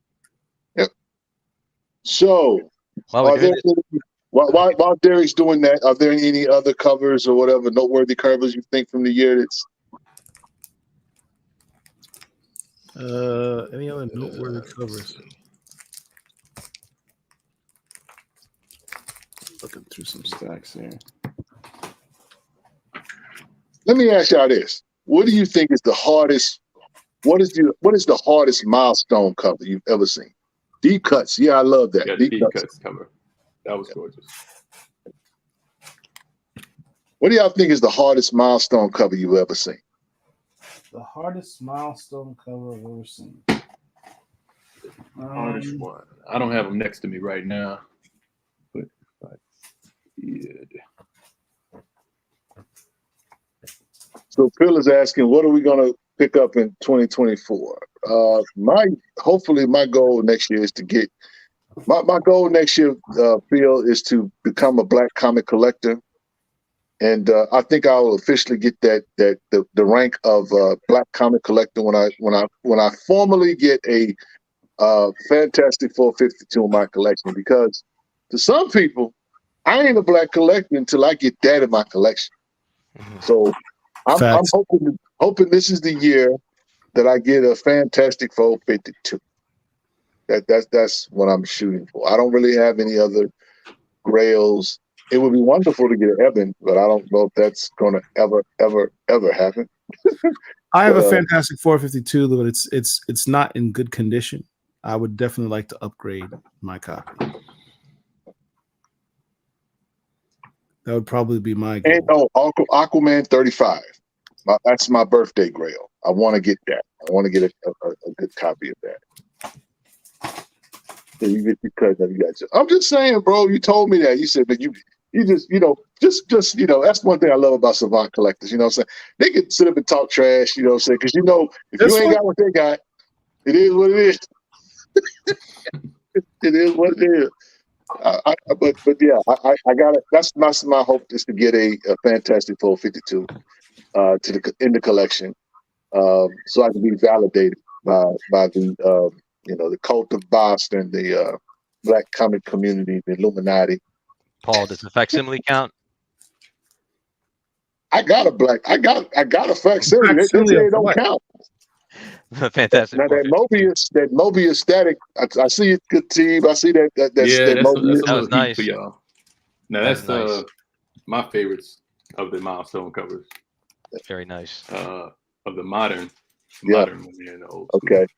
Now that the Holocaust 1 in 25, that was, I guess it was a Blood Syndicate 1 in 25. That was nice. Blowing out the fire. Yeah. Man, that is hard. That's hard, bro. All right, so I got it pulled up. Okay, so here's what we're gonna do. We're gonna do some practice rounds. I'm gonna show you some highly pixelated pictures, and let's do this. We'll give like 10 seconds for the chat to answer, and then it's open season for anybody in the panel as well. Okay, and then for the last one, I will be offering a prize for whoever answers the last one first, and that one is only for people in the chat. Okay, so let me go ahead and add this. So it's gonna guess the cover contest. Can we participate too? He just says, "Yeah, I tell you what, listen." No. We can't participate. Nope. No. You can participate in the practice rounds, but you need to wait. Give the chat some time. Okay. All right. Here we go. First cover. Eben. I said let the chat. Let the chat. Oh, I thought it's the practice round. It is. You can participate in practice rounds, but you still got to give the chat a chance. I gave him a whole half a second to answer. There you go, Jay. Of course, Jay's the one to answer. Yeah. Clearly. He's probably got one in his hand right now. Clearly. Good grief, y'all. All right. Yeah. So okay. Evan, number one. So that was okay. The practice round. This doesn't count. We talked about that one. Okay, Paul. You close your eyes and your mouth. All right, here's the next one. Wow. I'm expecting maybe Phil to get this one. That's my guess. I know which one this is. I definitely know this one. All right, Phil, I'm watching. It's a big clue to say Phil should get this one. Yeah, but which one, Phil? Because you're gonna why are you posting Phil's comment? That's like the biggest clue ever.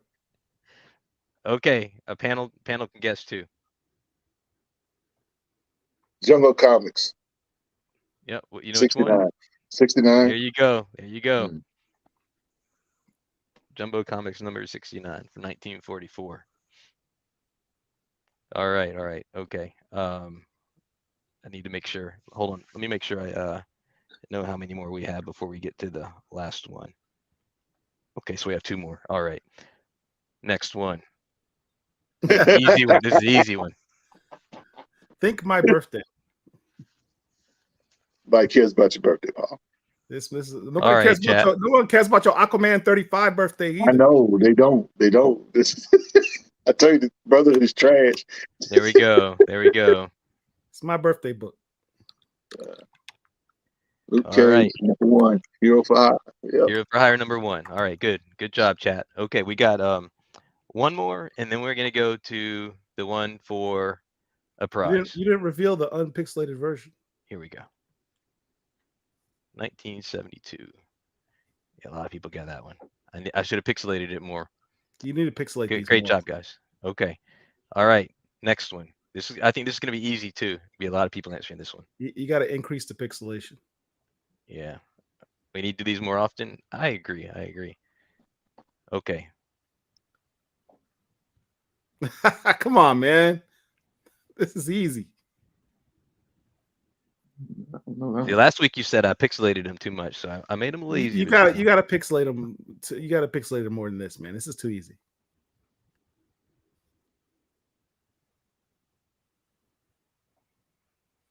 Oh, so close.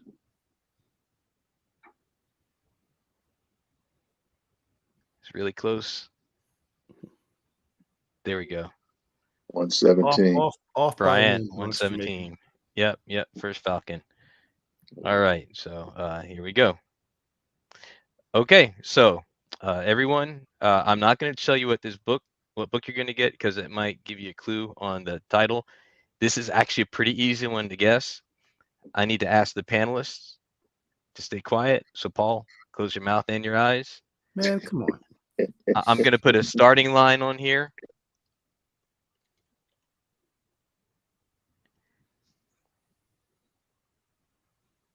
Okay, so now the starting line is out. So we can go to the special chat prize. Whoever gives the right answer first wins the special book. Okay, here we go. Ooh. Oh, man, come on. Ooh. Told you it's an easy one. Yeah. What the? Wow, C Bizzle, you hilarious. Okay. Wow. You need to increase the What do I do pixelation, with that? What do I do with that? Do we go for exact answer or do we go for C Bizzle, I think got the one. He said you gotta give the exact Bitterroot. answer. Does it need to be exact answer? It has to be the exact answer. He gave the exact answer. He didn't give Check the number chat. though. He put in his first one, Killer Brute, and then he put the next one in. This is He didn't put the number 1 on there though.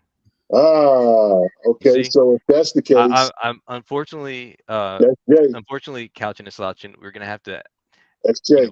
Yeah, you need to give the full answer. So let's say J1. So J1. So Jay, what you win is this Bitterroot number 1. Ooh. It's the That's a great one. Yeah, That's tough. That's a tough one.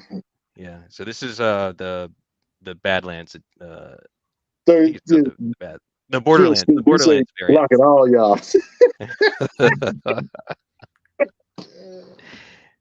That's funny, Okay. man. All right. So so Jay, just make sure you you reach out. You can email us or hit us up. And make sure you send us your address. We can send this to. Congratulations, Jay. Easy way probably to send the info is blackcomiclords@gmail.com. Yep. Highlight that you won the book, what book it was, and your address, your full address, so we can send that out to you. Now, I'm going to pull up our giveaway tool so that we can start giving the other giveaways out. Give me just a minute.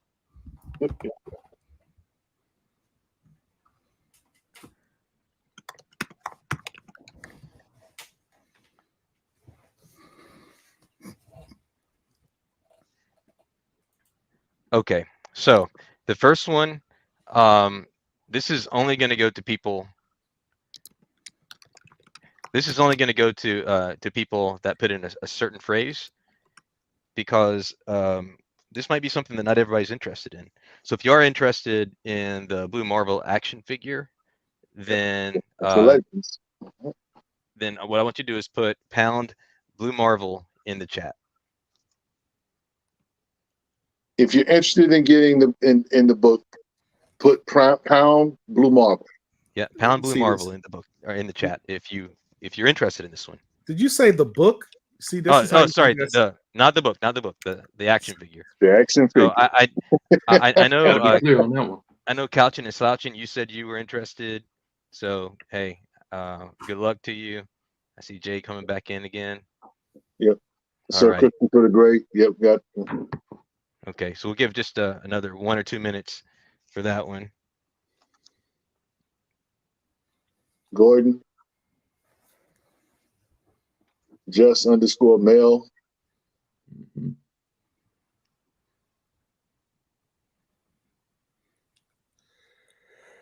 gonna pull this up. Anybody else, guys? Looks like we have 5 entries so far. Anybody else want to join? We'll do a 10-second countdown, and then we're gonna draw. Okay. 10, 9, 8, 7, 6, 5, 4, 3, 2, 1. Okay, here we go. That's what we got.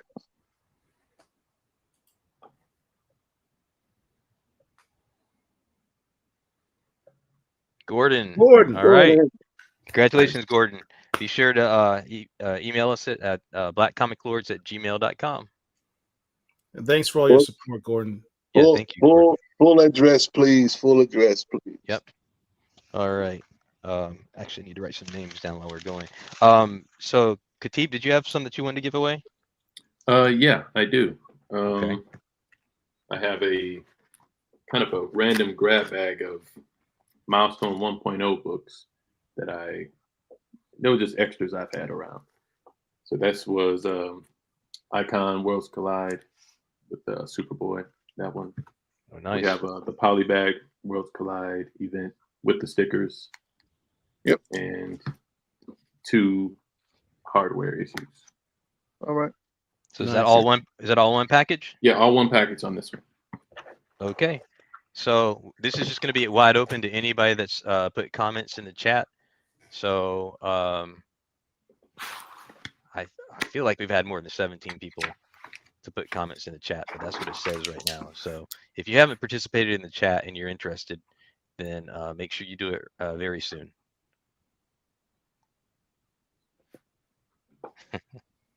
Brian, if you should be able to find that Blue Marble pretty easily. But reach out if you can't. We can work something out. I may have one other one. Okay. Or 3. Stop it. Okay. All right. So we're gonna go on and do this next giveaway. This is for Khatib's milestone package. Okay.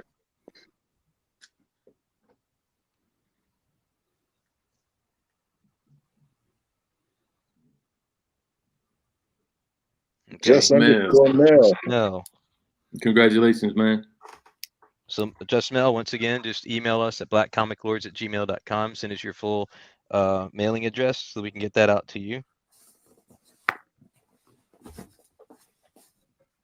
Okay. Rich, did you have anything?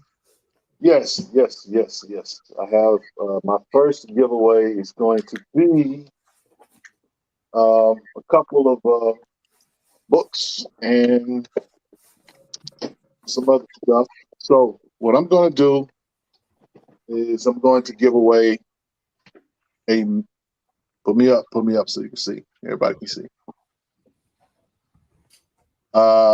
Mr. Terrific trade paperback. This covers Mr. Terrific issues 1 through 8. That's going to be a part of the gift. Also, Tuskegee Heirs by Marcus Williams and Greg Burnham, #1. I'm going to put that. And also, The Other History of DC Universe, #1. Oh, that's a good box. Nice. And on top of that, there's more? Right. 3 Funko Pops. Monica Rambeau. Who will never see an MCU again. Fastos. Who? And Fastos. Oh, Fastos. And Carmoda. Okay. So All you're right. going to get all of that, those books and those 3 Funko Pops for this giveaway. Call that the Santa Claus package. That's love right there. Okay, so I want everybody to do, even though you've already put comments in, put a comment in again, put a #1 in, something in there, because I'm not sure if it's picking up everybody, because we have had a lot more than 17 people participate. So put a quick comment in there. So make sure Put a that 1 you're in all the chat. in. Just put a 1 in the chat. There we go. Load it up.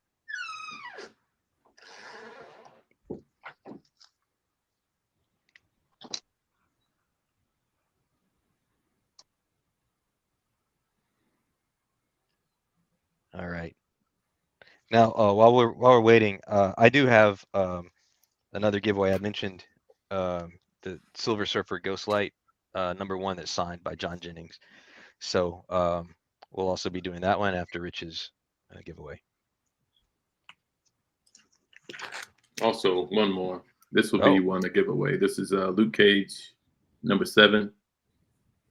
It's a low grade, but low grade is better than no grade. Yep. This is one I'm happy to give out. Okay. So I'm seeing 20 entries in here now. So give a sweatshirt away. all right. So we're gonna do the next giveaway right now. Here we go. Here we go. This is for Rich's package.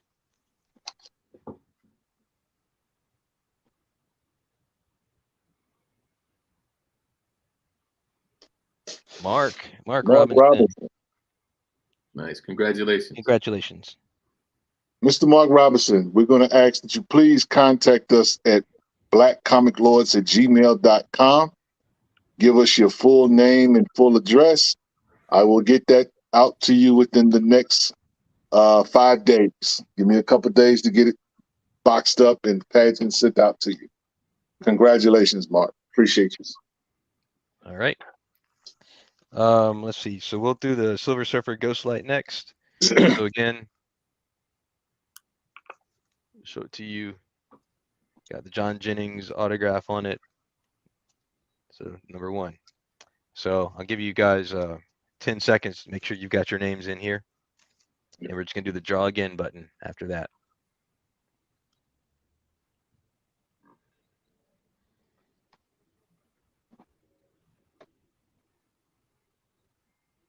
There's a question: is Philadelphia better than Something Is Killing the Children? What do you think, Rich? Have you read Something Is Killing the Children? I've read some issues of it. I'm biased, but in my opinion, I think that Philadelphia is better. Philadelphia is one of those stories where it's almost a double entendre, in the sense that it's a story about vampires and werewolves and stuff, right? But it's really a father and son story at the end of the day. Whereas Something Is Killing the Children is a little bit more direct or whatever. Both are horror, but again, I think Philadelphia has multiple layers to it than Something Is Killing the Children. You also got the history aspect of it too. Absolutely. All right. Okay. Before you get to that, Derek, I also like to encourage and ask everyone, if you haven't already, please like this video that you're watching right now. And if you're not subscribed to us, I know we've got new people watching us on Instagram and possibly TikTok. Please subscribe to our YouTube channel as well. It costs you nothing. Just hit the button at the bottom and take a step further, and also click on the little bell so you'll get notifications of when we do these videos again in the future. Really appreciate it. It helps us do what we do. Yep. All right, here we go. I'm hoping we got everybody. It says 20 entries, which I'm kind of suspect on. But we're gonna do it.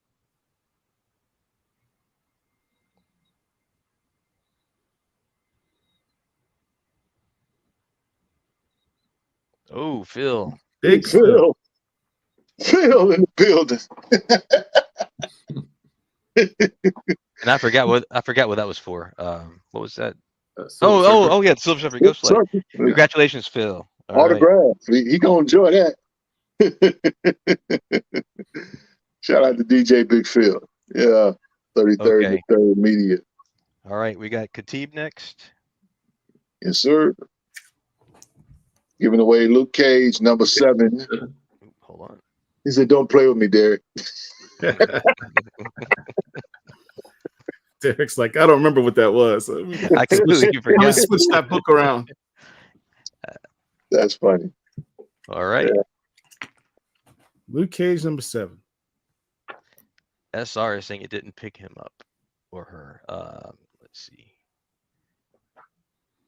I'm sorry, I'm not sure what to do. I'm gonna back out. What number you want them to put it in this time? #2? Just have to make a comment or something.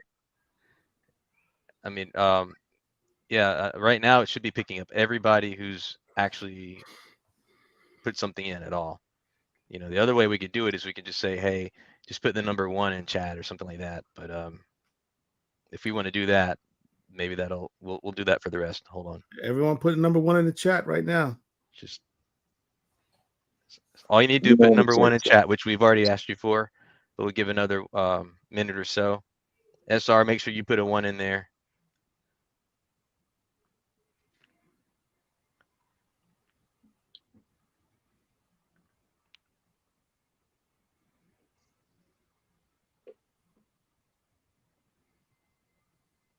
Hey, thank you, Mark. Thank you, appreciate that. Appreciate you, Mark. Thank you, thank you, thank you.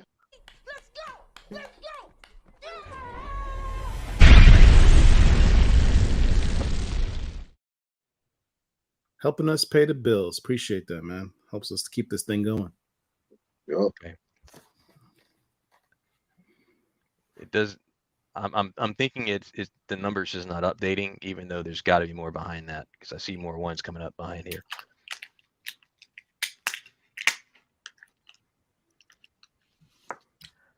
All right. I think we need to keep it moving. So we're going to do this. SR, I'll keep an eye out for you. Yeah, you're in there. I saw you. Yeah, he's in there. Yeah.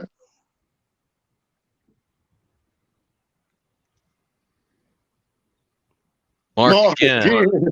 Once again. Is that even allowed? Wow. We didn't talk about this. We didn't talk about this. Can you be a double winner? Maybe ain't fair. We can't put rules in place now in the middle of the game. He won the book too. So he gets a Luke Cage book on top of it. Yep. Boy, you better go play some lotto tonight, Mark. He's supporting the channel. So that's sowing and reaping. It always works. Trust me, I know. Rich, did you have any others? Yes, I do. I have a couple more. So for this next one that I'm going to do, it's a couple of books. However, one special book, this book also has, this one also will have Tuskegee Heirs #1 by Marcus Williams and Greg Burnham. Damn, how many copies of that do you have? I got a few. And I'm also giving away a big book. Oh, wow. Okay. Wakanda Files. Wow. This is a brand new book. Has been barely cracked open. But you're going to get this as well. Does it have the Kimoyo bead? No, this doesn't have the Kimoyo beads in it. But you will get a couple of Funko Pops. War Machine. Ooh. Hawkman. Okay. Nice. And Ayo. Oh, nice. So nice Wakanda package. You sure I can't participate in this one? No. Man, you get no perks being a Black Comic Lord. Like yeah. So good luck to everyone. Okay. It's for everybody who's pressed 1. So I don't think you need to do it again. But if you haven't yet, I'm giving you 10 seconds to do it. 10, 9, 8, 7, 6, 5, 4, 3, 2, 1. And here we go.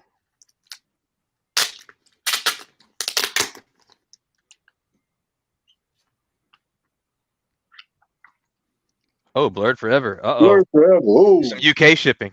This might be a little expensive. Lord. Wow. We had no rules on international. Lord, this might be expensive. I don't know, Blurred Forever. We're gonna send us your information. We're gonna send it. Yep. Email us at blackcomiclords@gmail.com. Look, we got some super chat tonight to pay for that. Yeah, I might have to. We have to borrow a few pennies. All right. Did anybody else have anything? I have one more. Okay, continue. And this is Vixen Rebirth #1. Most Every time I importantly, see that book, I'm upset. drawn by Jamal Campbell on the interiors, and he, draws Black women exceptionally well. Oh yeah, So, he's this generation's. it's a gorgeous book. Proof positive that she needs her own series. It's absurd she doesn't have her own series. Yeah, that's what makes me bitter about that book. Bronx Jamaican. All right. By the way, he said he's this is Stephen Gaynor, actually. So thank you, Stephen. Appreciate it. What? Oh, that's Stephen Gaynor. Okay. Yeah. All right, here we go. Donation. It's a donation. I thought it was the trash. Don't be hitting on me.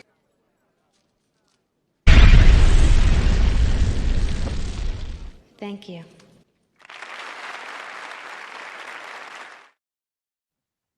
Bro, shipping the Blurred forever. There you go. Thank you. Appreciate it. Okay. We ready for that one?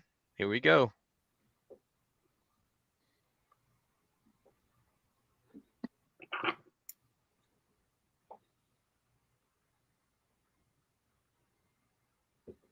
John Styles. Congratulations. A new contender on the scene. Okay. Does anybody else have any? Got one more. Okay. One more and I'm done. This is the most expensive doggone contest this year, giveaway this year. So, my man Paul talked about a book earlier that we thought was one of the best reads of the year. We are a comic book group, and I believe in trying to be a blessing.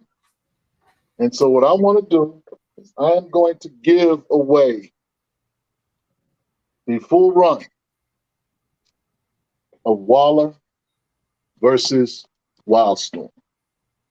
Wow. That's book one. Well, this is book one. I'm sorry. This is book one. It's a dope cover too. Mm-hmm. That's book two. This is book three. Eric Bottle cover. Yeah. And book four. Also Eric Battle cover. So I'm going to give away that. 4 issues, 4 big DC books. And what is a giveaway if Rich ain't giving away a Funko Pop? Giving away a Michonne, Walking Dead, Reva, Third Sister. Ooh, I wish I had that. Look at the price on that, bro. That ain't cheap. I don't know if you see it. I don't think I can see it. 30, like it says, $35. Oh wow. Wow. And Maria Rambeau. Photon. So okay. You haven't hit one by now is it's your problem. So let's go. All right. That's my last giveaway. Now, for those of you, stay tuned because the last got a big boy. Yeah, I have one more before the big boy book though. Okay. Okay. We're gonna 3 countdown from 3. 3, 2, 1.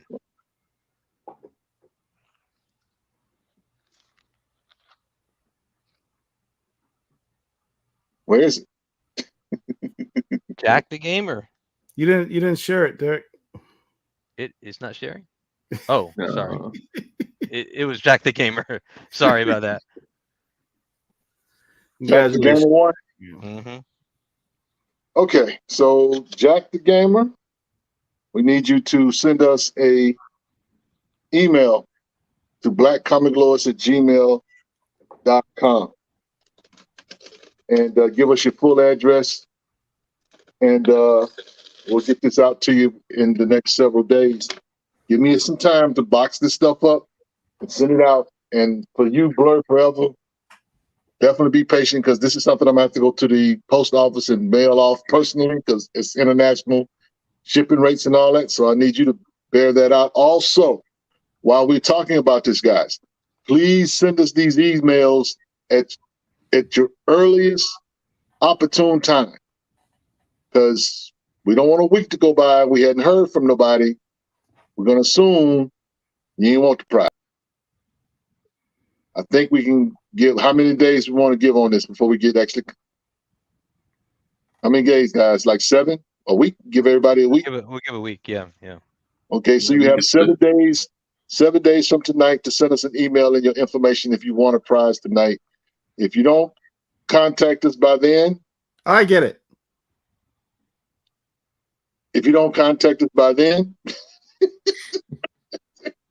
then your prize stays in our personal collections. That's how we do things. So there. Congratulations to everybody. Derek's got one more before we get to the big boy book. And All right, yeah. All right. I want that Reva. So these are actually 2 books that we offered last year, and the people that won them never reached out. So I'm offering both of them as one package. This is our Black Comic Lords Black Cotton number 6 issue. So the Black Comic Lords variant. And then also Needle Hall's number 1, the 1 per store retailer incentive. So this package. Derek, yeah. Why don't, if you don't mind too much, why don't you take the Black Comic Lord exclusive at the back and show them the back of the book, because they can see that it's a variant, right?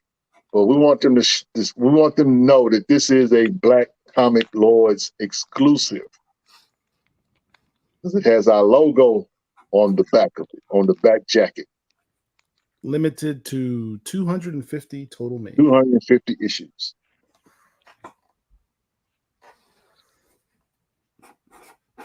There it is. Got the Black Comic Lords logo on there. Right there on the back. And it has the original BCL crew on the front, written by artists, drawn by artist Willie Cordy Jr., an amazing artist. I'm on there, Paul's on there, only Mark is on there, 200 of these on there. Only 200 are printed. Is that right number? 250. 250. Very exclusive. Okay, let me make sure I got it on here.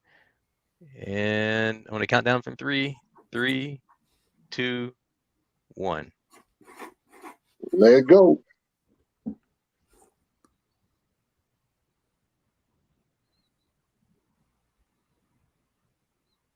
Phil with another win.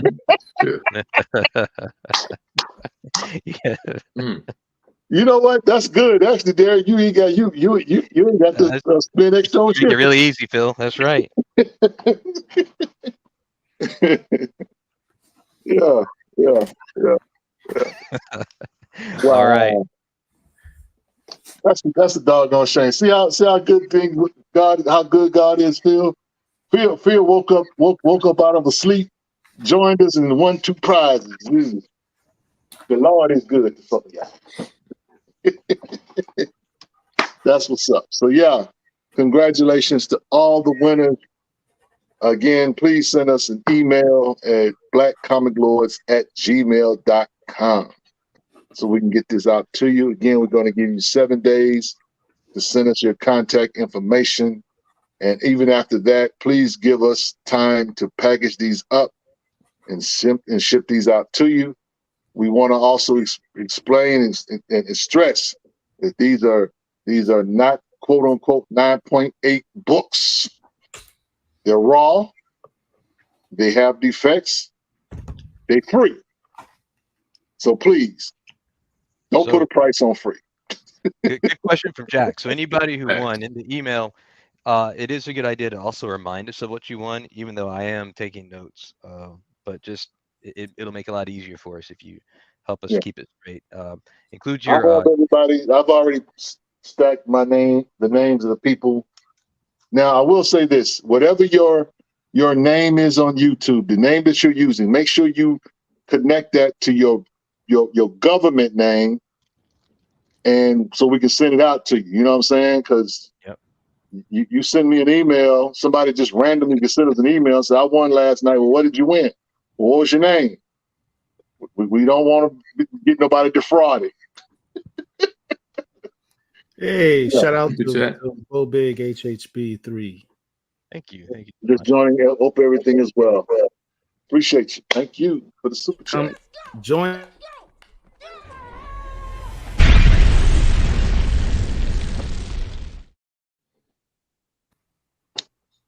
So with that, it's late, bro. It's time to go. I So know. Let's keep moving. Here's the thing. Here's the thing. You know, a year ago or earlier this year, we were doing a show, and I think Big Phil was there in the show, and we were talking about big books. We're talking about books that you wish you had in your collection, and one of the books that came out was one that I finally got, which was Lobo, right? And I said, you know, that book is a book I've always wanted because my dad, who passed away a couple of years ago, was big into cowboys and westerns, and that's a book I really would have enjoyed sharing with him, and I didn't have that opportunity. Phil, upon hearing that, gifted me a Lobo #1. It was a tremendous act of kindness that really speaks to him as a person, and it speaks to what this community is all about. You know,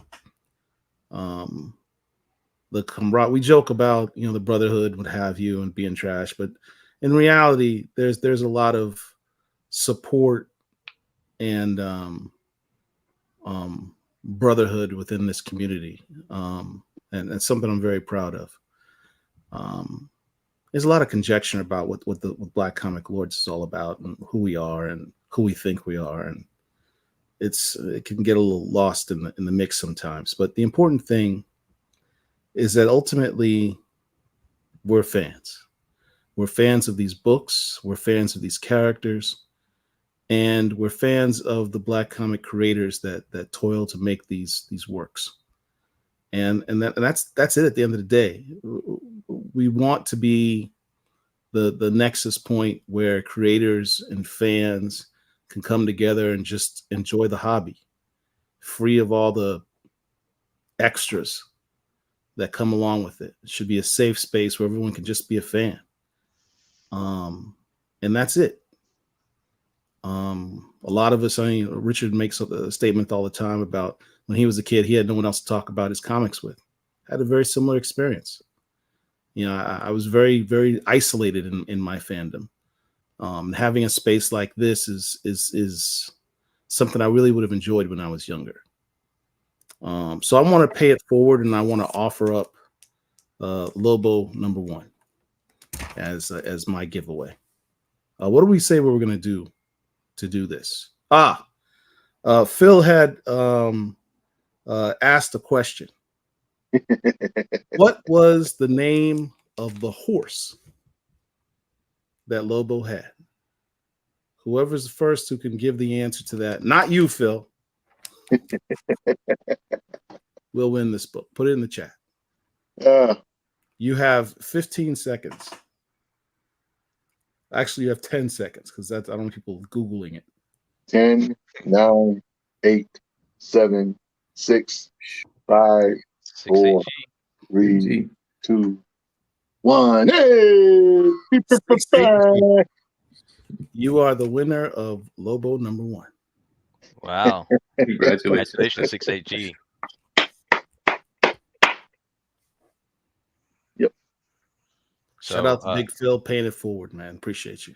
Yeah, and so 6AG, you know, send us that email. Make sure you include your screen name and your address, your real name too, so we can get it out to you to the right place. The rest of you guys can stop with Shadow and Thunder and Paulo. Make sure you mention the book or books that you won, so we know who you are. Yes, that's right. I forgot to write that one down too. And by the way, let's not forget this super chat from Jay Ski. Jay, thank you very much. sending us £5. Appreciate that. Let's get another super chat out there. Shout out to all of our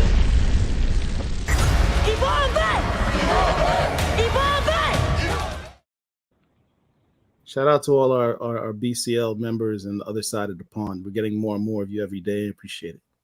And we're working on an interview with a creator from the other side of the pond too. So just gonna put all that stuff out there, huh, Derek? We're hoping.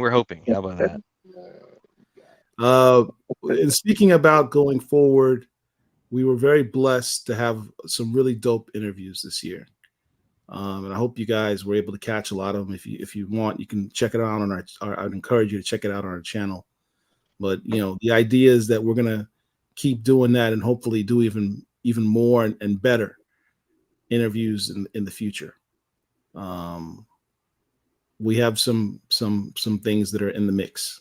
We're always telling you that, and I think 2023 is pretty indicative of that. When we started at the beginning of this year, the BCL Facebook page had 7,500 people, and we're at 43,000 people now. And that's not even including BSF. I think it's really struck a chord with a lot of people, and we're happy to have that amount of people coming into the space. And we just want to keep giving you guys quality and dope content. We work really hard at this. We don't get paid to do this.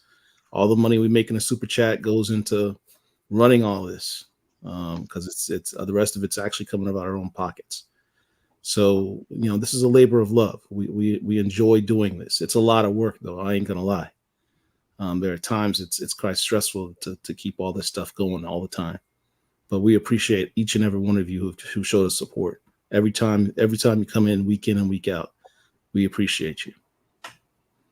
Yeah, shout out to those folks in the UK sticking with us at 1:06 a.m. Eastern time. It means it's like 7 a.m. for you, or 6 a.m., 7 a.m. for you. Early in the morning. Early in the morning. Yeah, Paul, I got a flex behind me, by the way. Of course. Of course. Wow. You got 3 of them now? You got another. I've had all 3 of them for a few years now. You just wanted to put them all up on the screen just for me. Just for you, Paul. Disrespectful.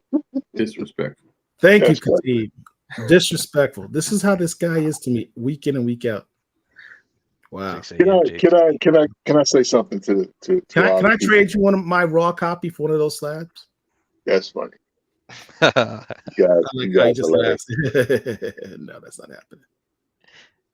I want to just say something real quick to everybody. I want to first extend to, like Paul said, heartfelt thanks to everyone in our space that gives a comment, a word of encouragement, just to tune in, hear what crazy stuff I'm gonna say, and try to get some information, some real comic book knowledge in between all of that, our shenanigans. I want people to understand how regular we are. Derek works in IT. Paul's a lawyer. I'm a truck driver and a associate pastor at a church. We come from different walks of life, but what we do have in common are these comic books.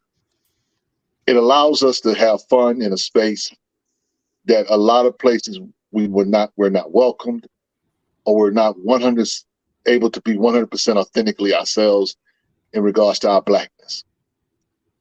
This was a space that we ultimately wanted to create for Black nerds to nerd out on comic books, to share our perspective unapologetically, to not be pushed back by the quote unquote establishment, mainstream media.